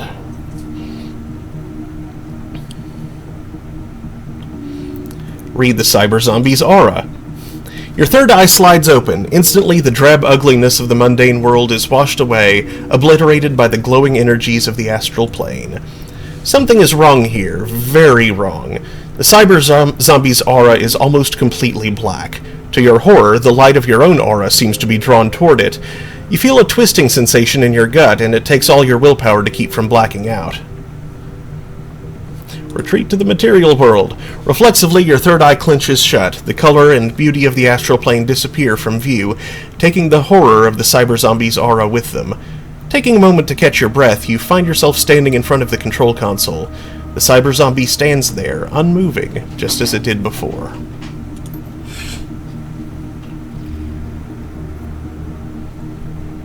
Have Glory examine its augmentations. Glory nods and steps forward.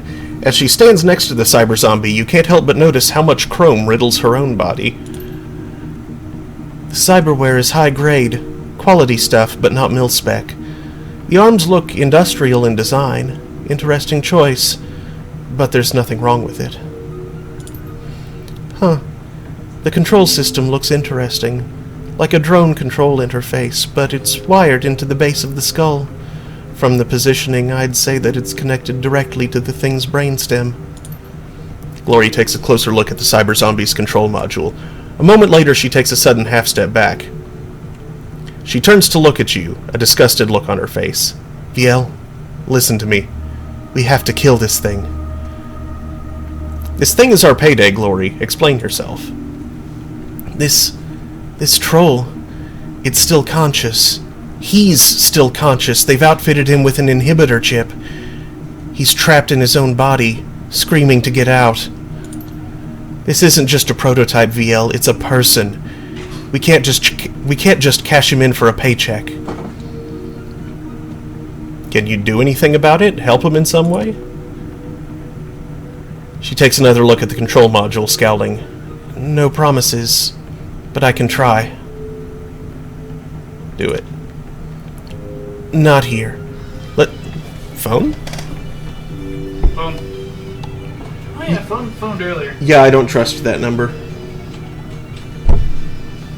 What was this one? It's one very similar to my own, which is something that spoofers like to do. Yeah, they do. It's the same area code and the same first three, anyway.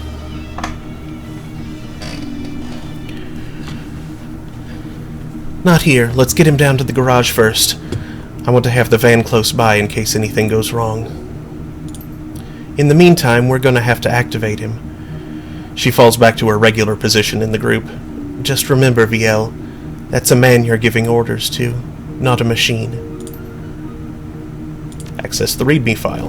Mark 6 prototype demonstration model. The Mark 6 prototype incorporates top-of-the-line cyberware from all AG Kimi Europa subsidiaries, including the Zeiss Deadsight Laser Designator, BUT Heavy Industries Powerlift Industrial Cyber Arms, and the brand new Zeiss Synth Shell Cyber Skull. Where necessary, competitors' products have been incorporated into the platform: Ares dermal plating, Universal Omnitech, move-by-wire, etc. These systems should be considered placeholders for this proof-of-concept prototype. The biological component of the Mark 6 was selected for size and durability by General Genetics Worldwide. All autonomous functions necessary to maintain the biological component are original to the component itself, and should self-regulate within operational limits. As a proof-of-concept demonstration model, the Mark 6 was designed for remote operation. A Zeiss eye-in-the-sky drone control system has been incorporated into the Mark 6's Cyberskull. Comlink control is also possible for casual control, but for protocol demonstration purposes, use of the drone control system is advised. Armaments. The Mark 6 prototype comes equipped with an Ares Vanquisher vehicular rotary cannon to demonstrate the Mark 6's actuated strength and recoil suppression capabilities. The model is also equipped with a Global Polymers monofilament axe. For demonstration purposes, this weapon has been designed with a heft well beyond the lifting capacity of any unaugmented metahuman. The Mark 6, of course, can swing it with ease. Long-term goals. In demonstrating the Mark 6's combat capabilities, it is this office's hope that AG Kimi Europa's newly developed Formula 17 Cybermantic reagent will prove its value to the Board of Directors, both as an astonishing technical achievement and as a lucrative new revenue stream for the company. That's right. Formula 17 is what I need to... I remember the guy mentioning it before. And I should have written it down then, but I can write it down now.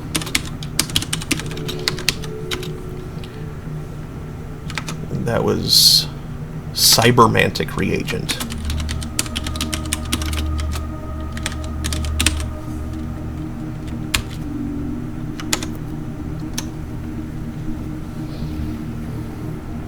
Albrecht Haushofer, Senior VP, Berlin Facility. Let Blitz rig into the cyber zombie. Blitz shifts uncertainly as he patches the cyber zombie into his drone control network. This is, strange, Chief. The cyber zombie's massive hands flex twice and it takes a half step forward. Its mouth twists into a wide grin. But, I think that I could get used to it. Activate the cyber zombie and step away from the console. You hit the activation control and the cyber zombie lurches to life. It takes a step forward and you can hear the whir of actuators calibrating to adjust to its weight. A few seconds later, the whirring sound dies down. It relaxes into a slight crouch. I've got it, Chief. The Mark 6 is under my control. But it's strange. This thing's reactions feel off somehow. It's almost like there's something else in here with me. We can talk about it later. For now, we should concentrate on getting out of here. Activation complete. Follow and protect protocol engaged. Awaiting further instructions.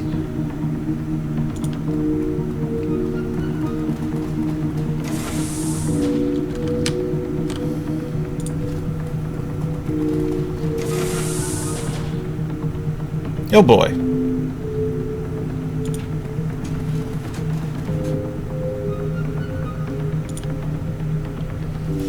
The knight-errant captain takes a half-step toward you. Magnified by his masked speakers, his voice comes out like the roar of some great beast. Drop your weapons and step away from the prototype. Do it now. I've got a better idea. You drop your weapons, and I won't order Tin Man here to tear you in half.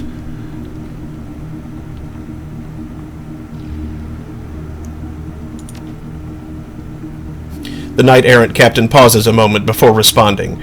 When he speaks, his voice is dripping with scorn. Try it. See what happens.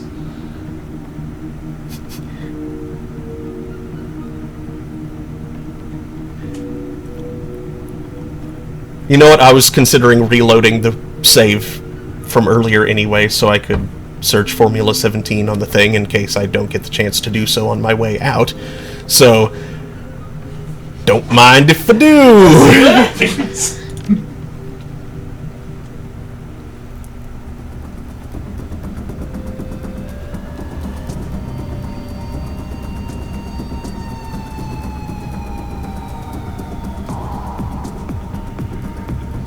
Okay, duck into cover first. Looks like what happens is initiative is rolled. Mm-hmm.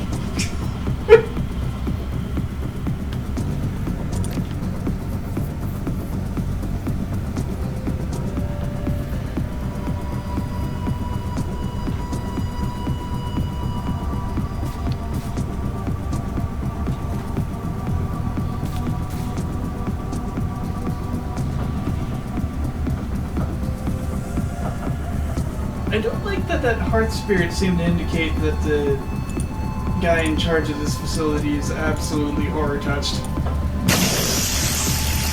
Yeah. And that the Cyber Zombie's aura looks similar. And acts similar. Is that really surprising, though? No, but I still don't like it. Fair.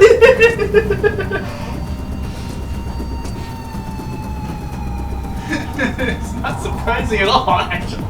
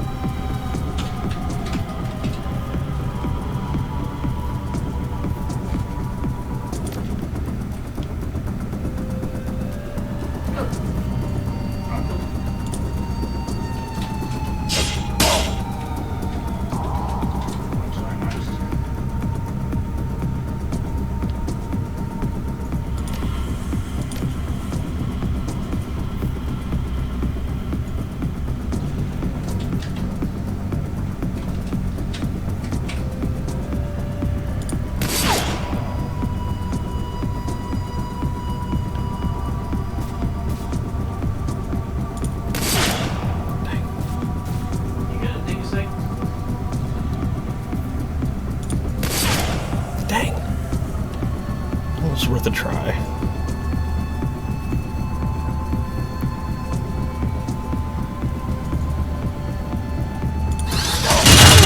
Oh, jeez. That...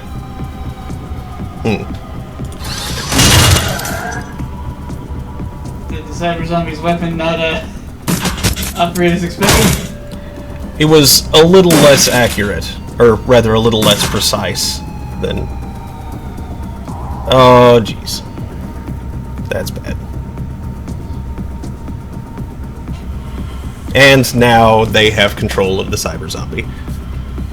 That's very bad. Yeah, okay. How'd they get that? You had a Decker on their own team. Oh. He was in very good cover, so my attempts to hit him were foiled. So, I am going to reload the last save.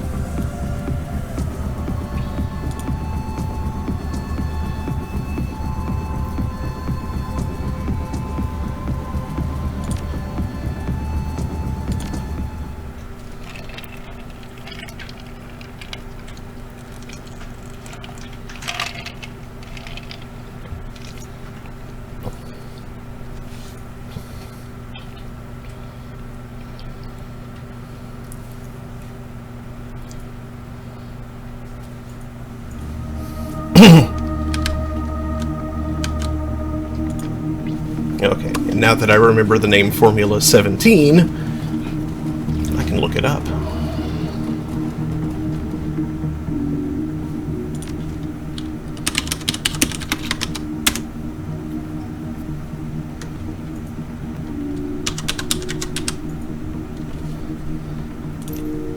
A complex chemical formula displays on screen along with a series of notes. Formula 17 appears to be a drug designed to suppress higher brain functions, specifically those functions related to emotional responses and decision-making skills. From what you can tell, the overall purpose of the drug is to render a subject submissive and pliant. The notes go on to suggest that Formula 17 was developed as a component of a larger project called Atlas. Apparently, Project Atlas has something to do with cybernetic augmentation. Formula 17 was developed to help reduce the incidence of rejection in Project Atlas's test subjects. Recent trials of the formula have been extremely encouraging. While initially a serious concern, fatalities have recently dropped off to a statistically insignificant level. The document is accompanied by a fairly extensive record of testing performed on metahuman subjects, along with death records over the course of the project. The Schachwellenreiter will be interested in all of this information. According to their charter, sharing this information with the world should be a top priority. In the wrong hands, however, this formula could cause immense harm. The Schachwellenreiter will be interested in all of this information. Yes. The hands it's in are already the wrong hands, so... It's very true.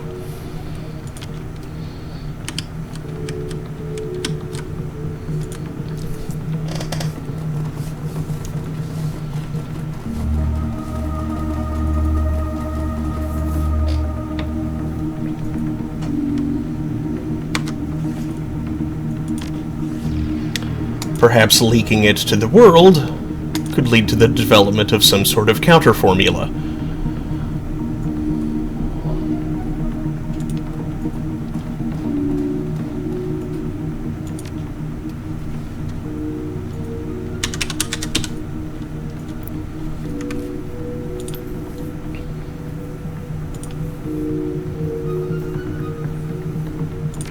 Wait, I did already... Yeah, I did all that. Just wanted to be sure the save didn't go back a bit further than I expected it to.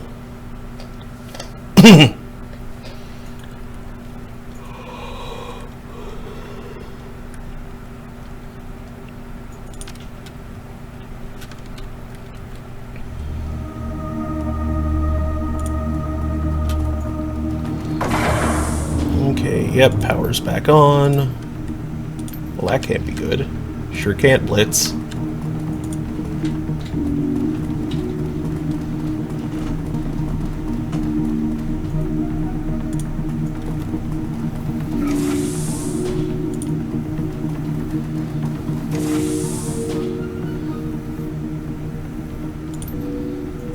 Yep.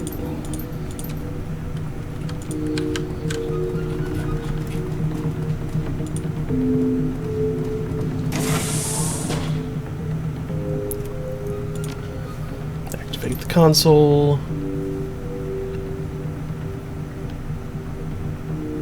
And be my guest, just let me look over the console first. Okay, sure, yeah, due diligence and all that. Just like, don't take too long, okay? This is a golden opportunity, I don't want to waste it. Have Glory examine it. That thing is our payday.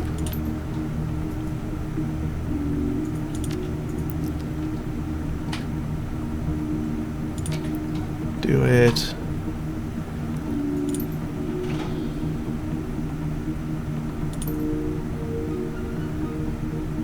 Access the README.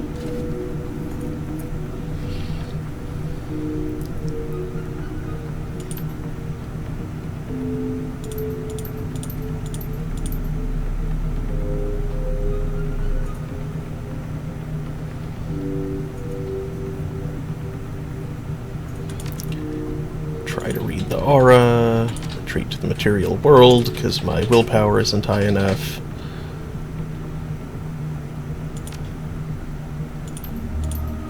If you had a higher willpower, you could, like, do something to it from there? I could watch its aura for longer. Which might get me some interesting information. Yeah, I wonder what you would learn other than possibly being seen by the thing at the core of that. Uh-huh. Okay, quick save.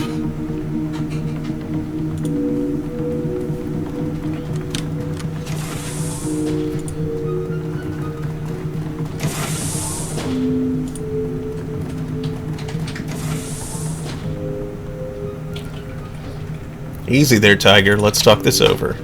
We're knight-errant, fool. We don't talk things over with thief scum like you. You will comply with my orders, or you will die. The choice is yours. Play nice, or I'll have my new cyber zombie cut you all down. Try it. See what happens. Don't mind if I do.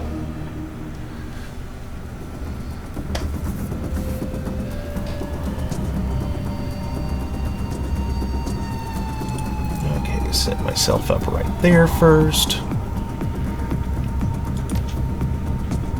Then 1, 2, 3, 4, 5.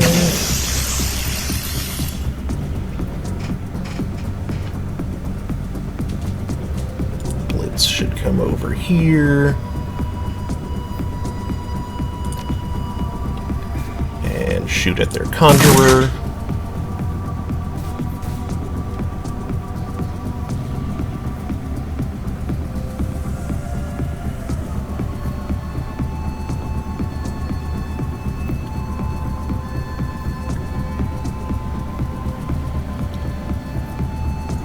Should head over here.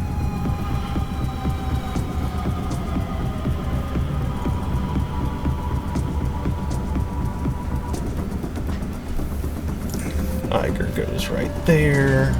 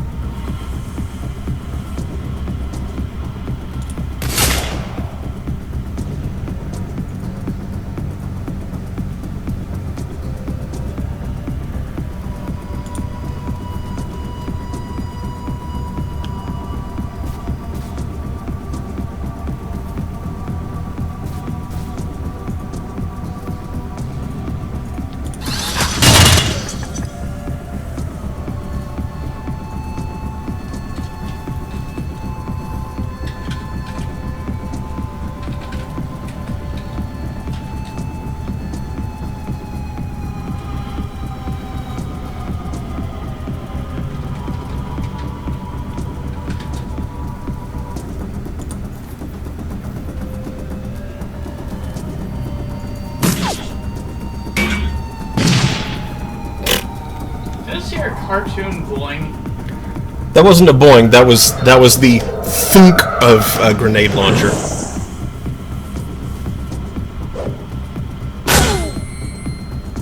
Ow.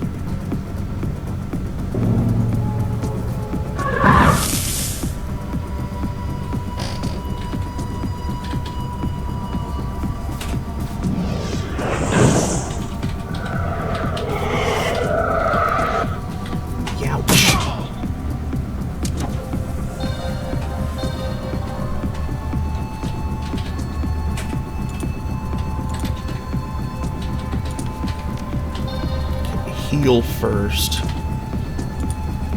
and I don't have any grenades.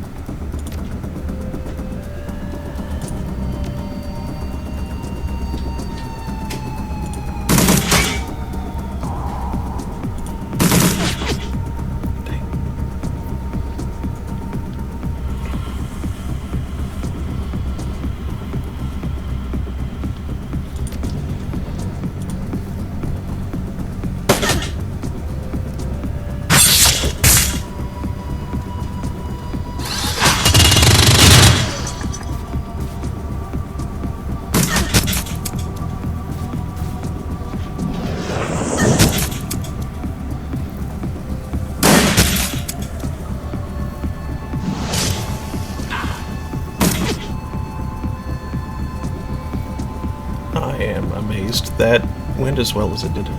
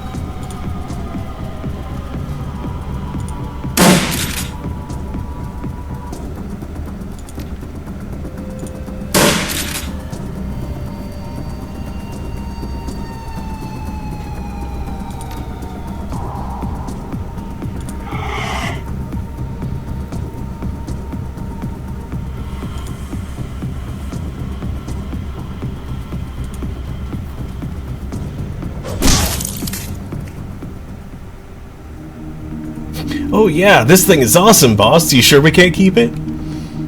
Let's just make sure we don't lose control over this thing. Again. That didn't happen.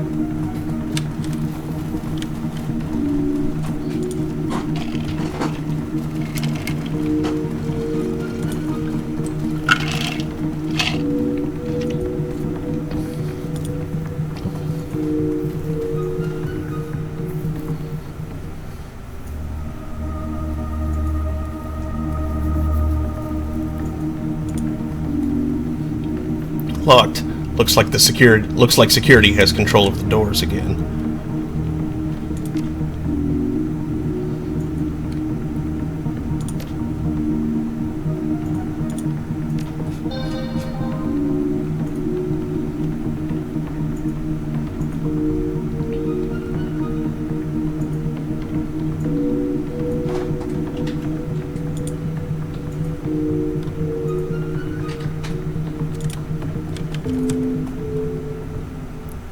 Oop.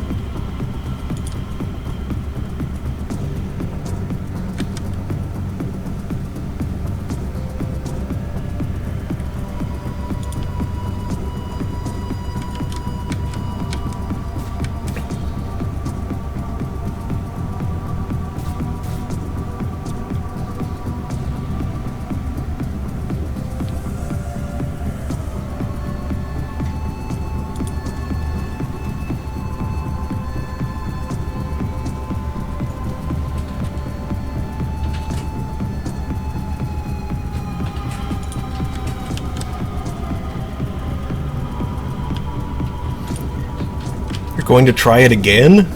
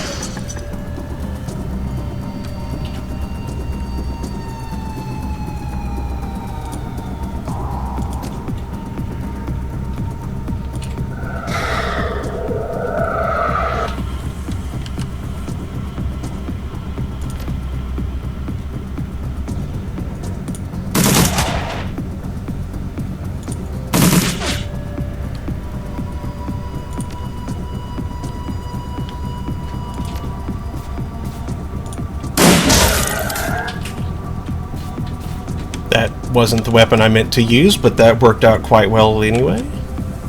Awesome.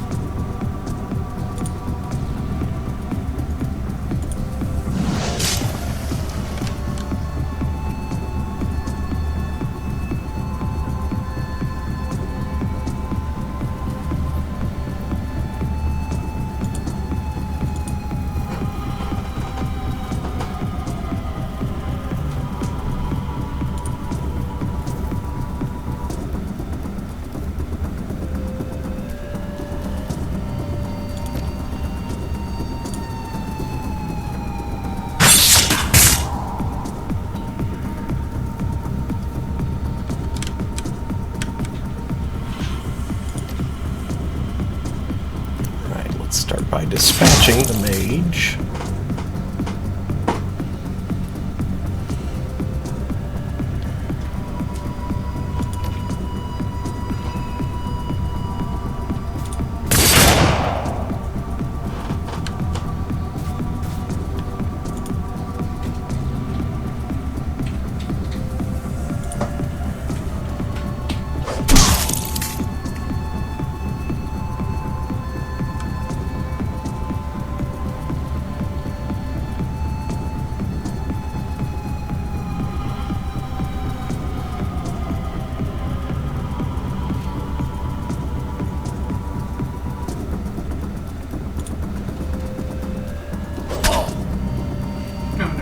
A news file again.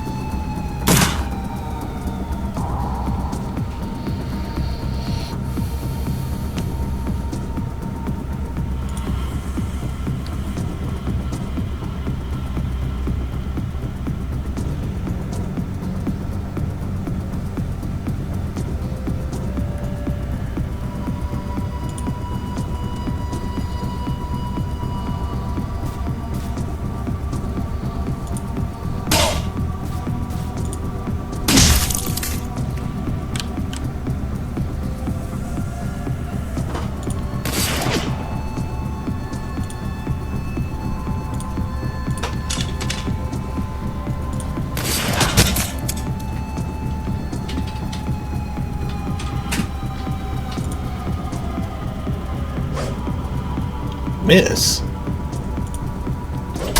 There.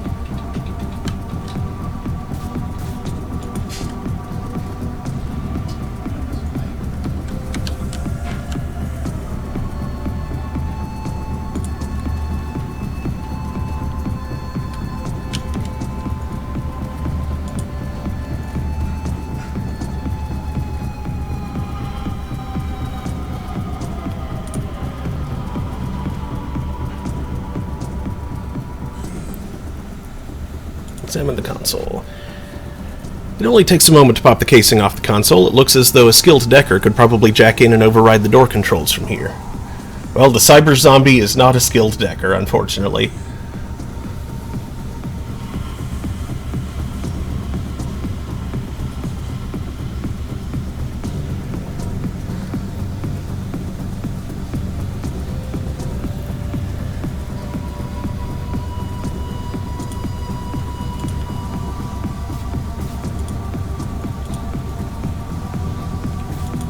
Oh, he can't overwatch? Dang. Okay, fine. Just take cover. And I'll move up. No, wait, I'm not the one that... I'm not the decker. Turn away. What am I doing?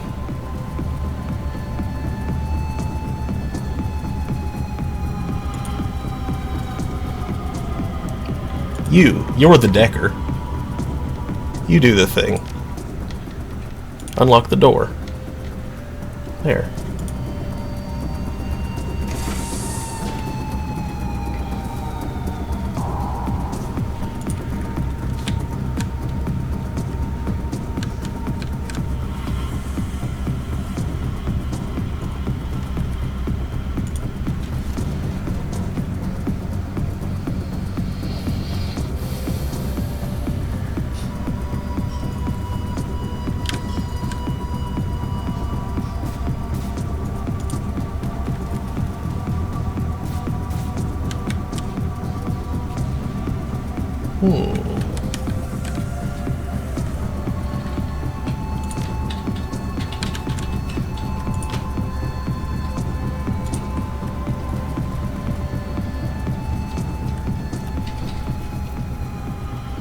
Bypass.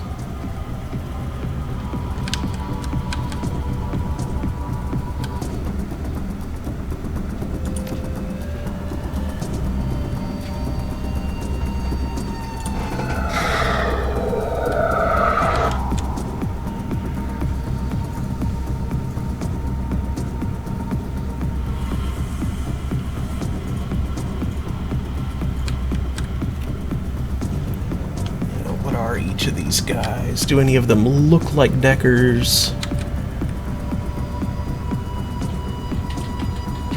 Not particularly. So that's a relief.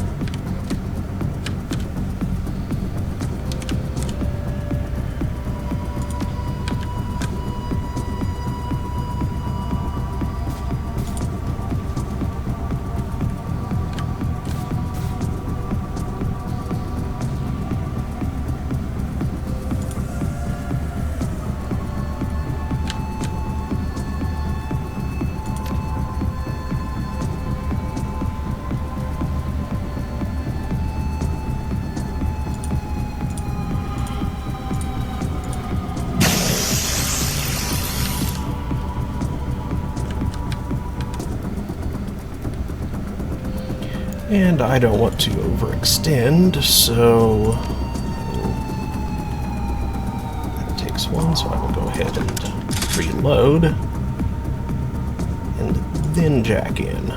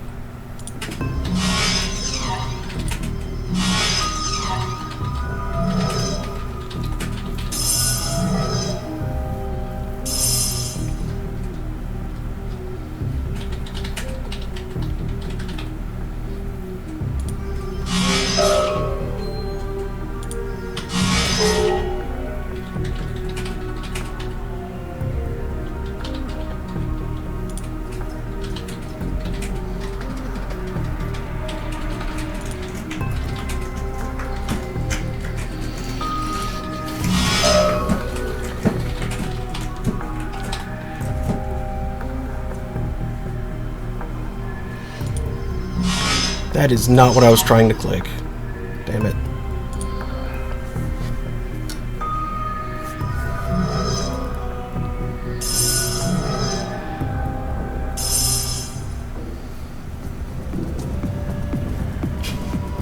Sure, a lot of crazy sounds going on. Yeah.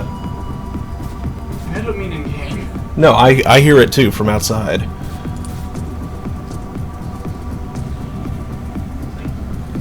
Is someone fighting those falling branches?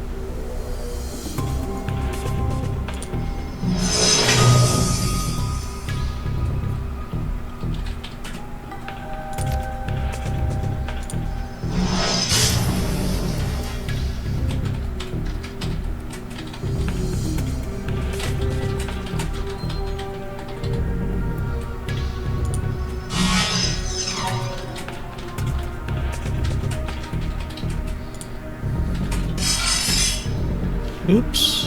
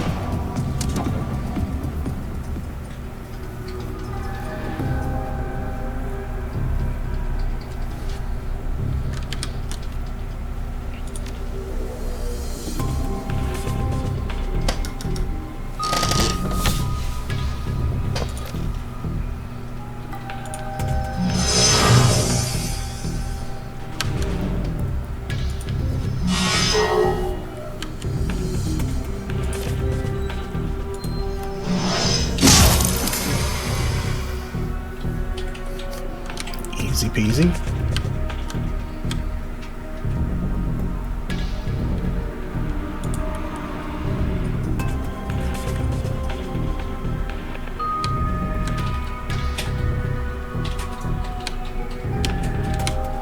And that's all that's in here. It's just that one security camera node, so...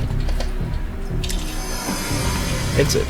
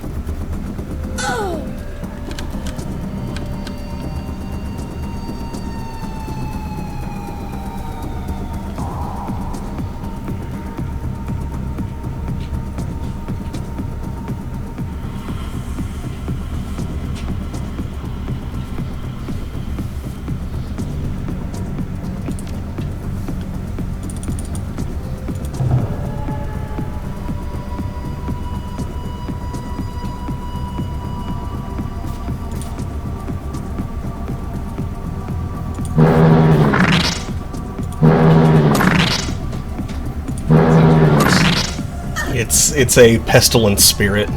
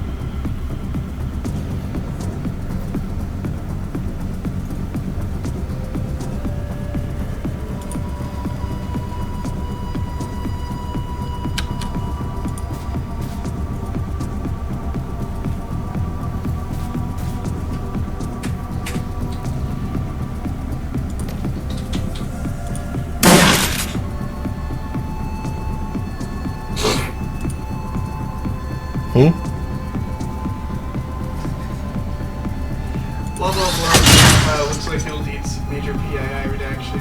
Now let's sign off. Boss, good night. Coworker, thanks for your Daniel. Thanks for your Daniel.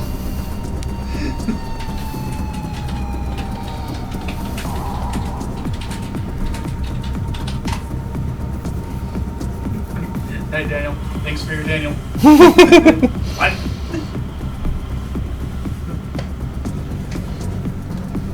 Okay, was that directed to my supervisor as though I were some sort of macodity?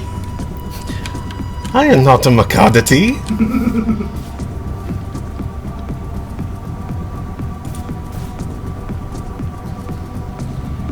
Ooh, when you get off stream, you should raid John. Yeah, He started doing an XCOM 12 minutes ago. that's a good idea.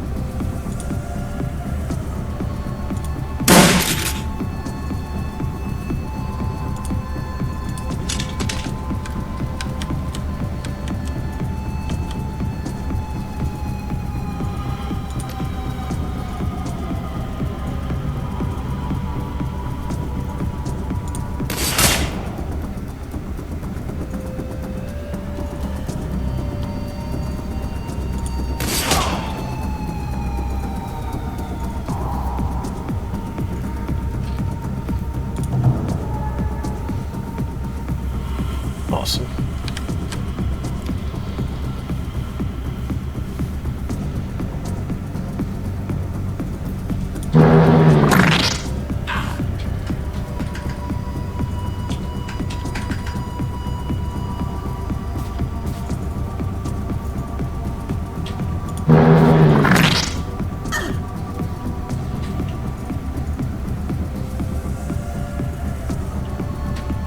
Is that supposed to be like buzzing flies?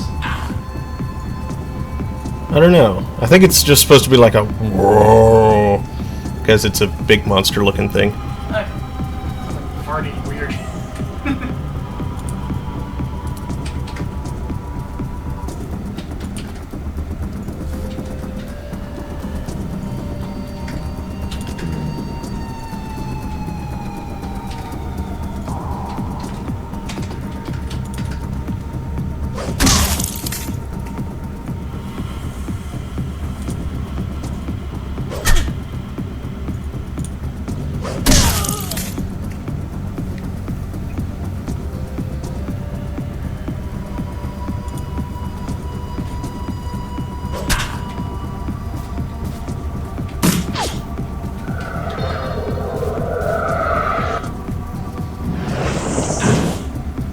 Ow.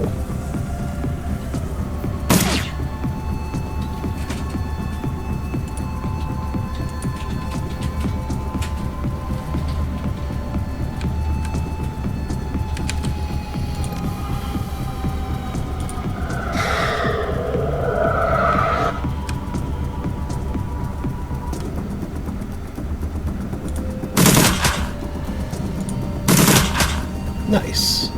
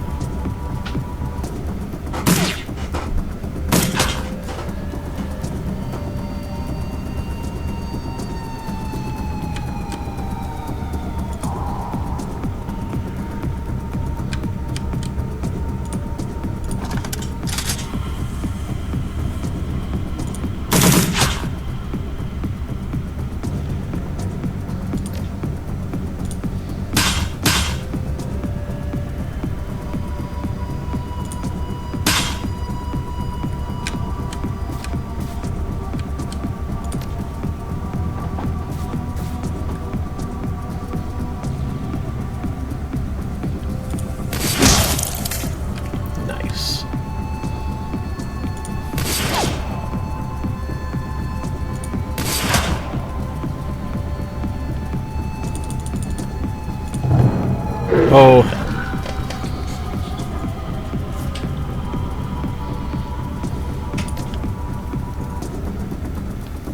That doesn't make it at all.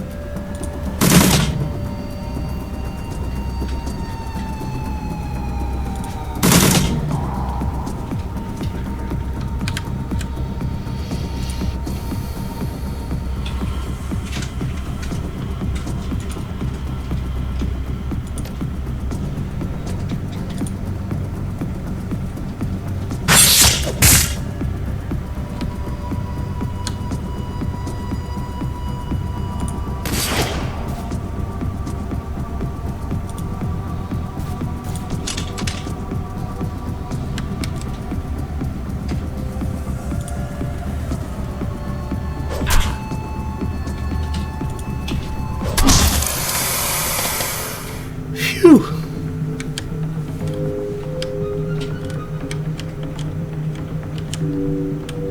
And those guys are standing down now because they have no idea what the hell's going on.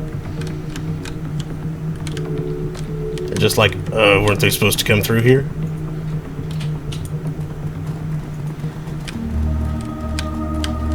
I tricked ya.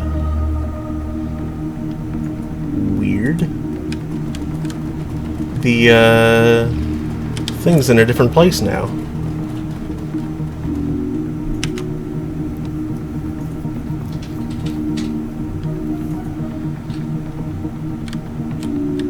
I don't trust that.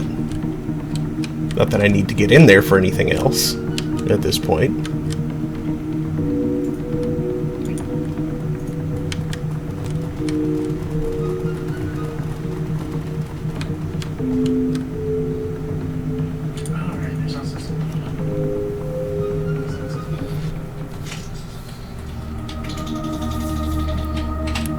Alright. Into the garage. For burgers!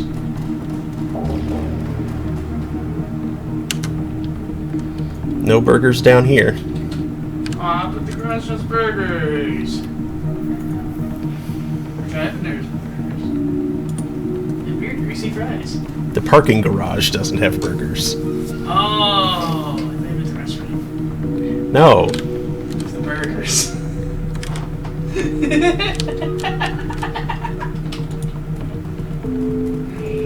I'm highly disappointed by this turn of events. You step into the garage. Prototype in tow. Herr Schmidt's van awaits. Decisions, huh, Chief? He shakes his head. Can't say that I like the idea of handing this thing over to Schmidt. Lord knows what he's going to do with it. I can't tell you how to handle this one, fearless leader. The kindest thing to do would be to put that troll out of his misery. Lord knows that's what I want to do. But then the job is the job, and Herr Schmidt hired us for a reason. I'm with Blitz. There's a living troll buried under all that chrome. We can't just hand him over like a piece of merchandise. Well, it's your call, Chief. Can't say I envy you the decision.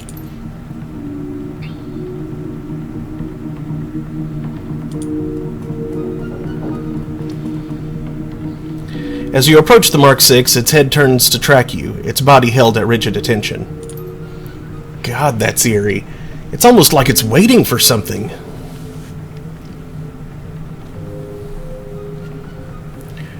Let's try having Glory disable the control circuits.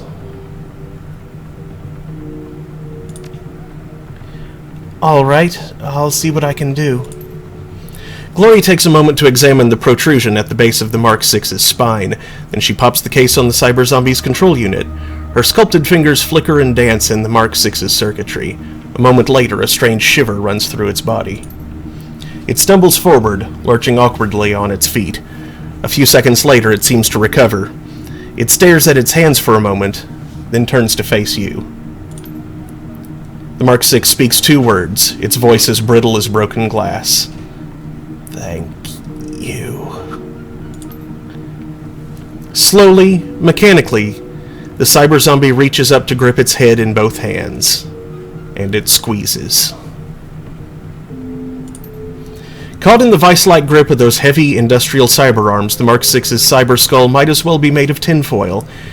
The air fills with the tortured sounds of tearing plastic and buckling steel. The Mark VI gives a final heave, and its armored skull crumples like a paper cup. Its body goes slack, and it topples to the ground, dead.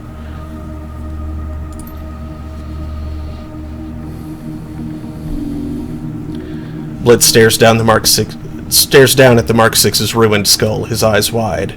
Well, that was unexpected, and also disgusting. Glory's voice is quiet, reflective. Not as bad as letting him continue to suffer. He clearly wanted to die. Blitz shrugs. Well, I guess we might as well load the body into the van. Herr Schmidt won't be happy, but it's better than nothing. It's got the tech, it's got most of the gear.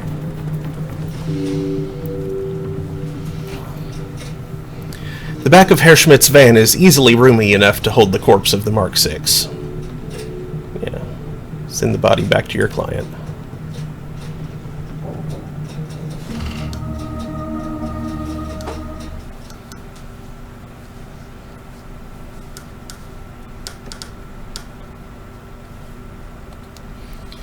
Your subway car is empty on the return trip to the Kreutz Bazaar. This stretch of the sprawling U-Bahn tunnel system doesn't see much use, it seems. At least, not at this hour. As the train rattles on, you find yourself lost in thought.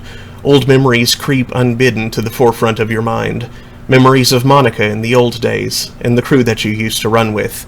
Memories of success and failure, of wealth and poverty, of good times and bad.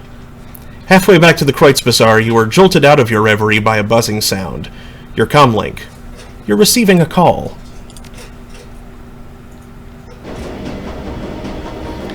Your comlink buzzes. A quick glance at the screen tells you that Amsel is on the line. You pick up and his voice fills your ear. Viel, I trust that I'm catching you at a good time. Yeah, I'm on the train back to the Kreutz Bazaar. Good, I have news.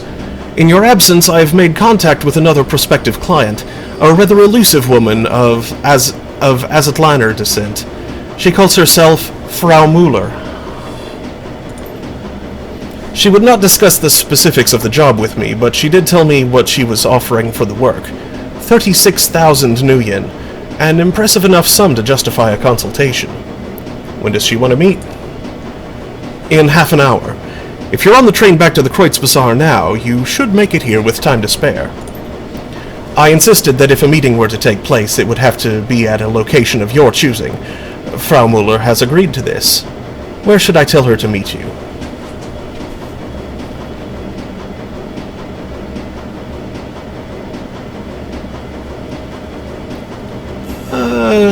Cafe Chesva. Altug's going to find out about this anyway, might as well have this discussion in comfort. Noted. I will set up the meet.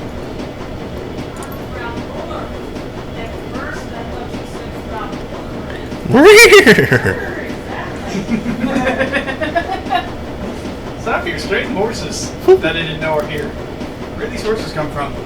VL, there is one other thing. Your comlink cuts to static. A moment later, the lights in the U-Bahn car flicker and wink out.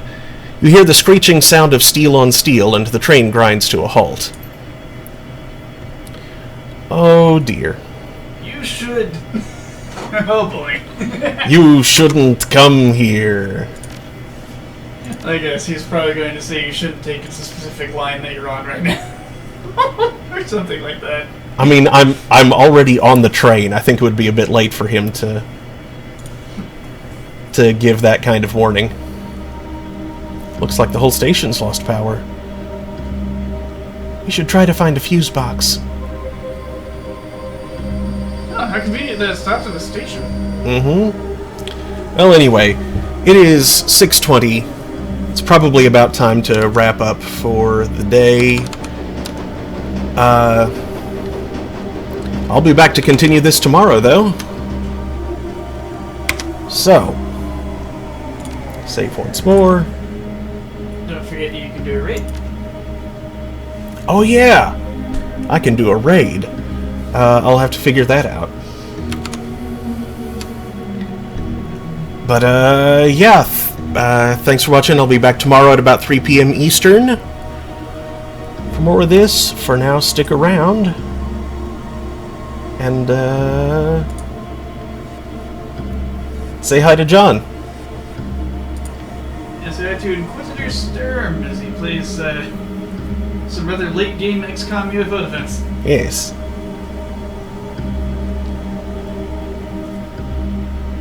Raid. I don't know how that works, but I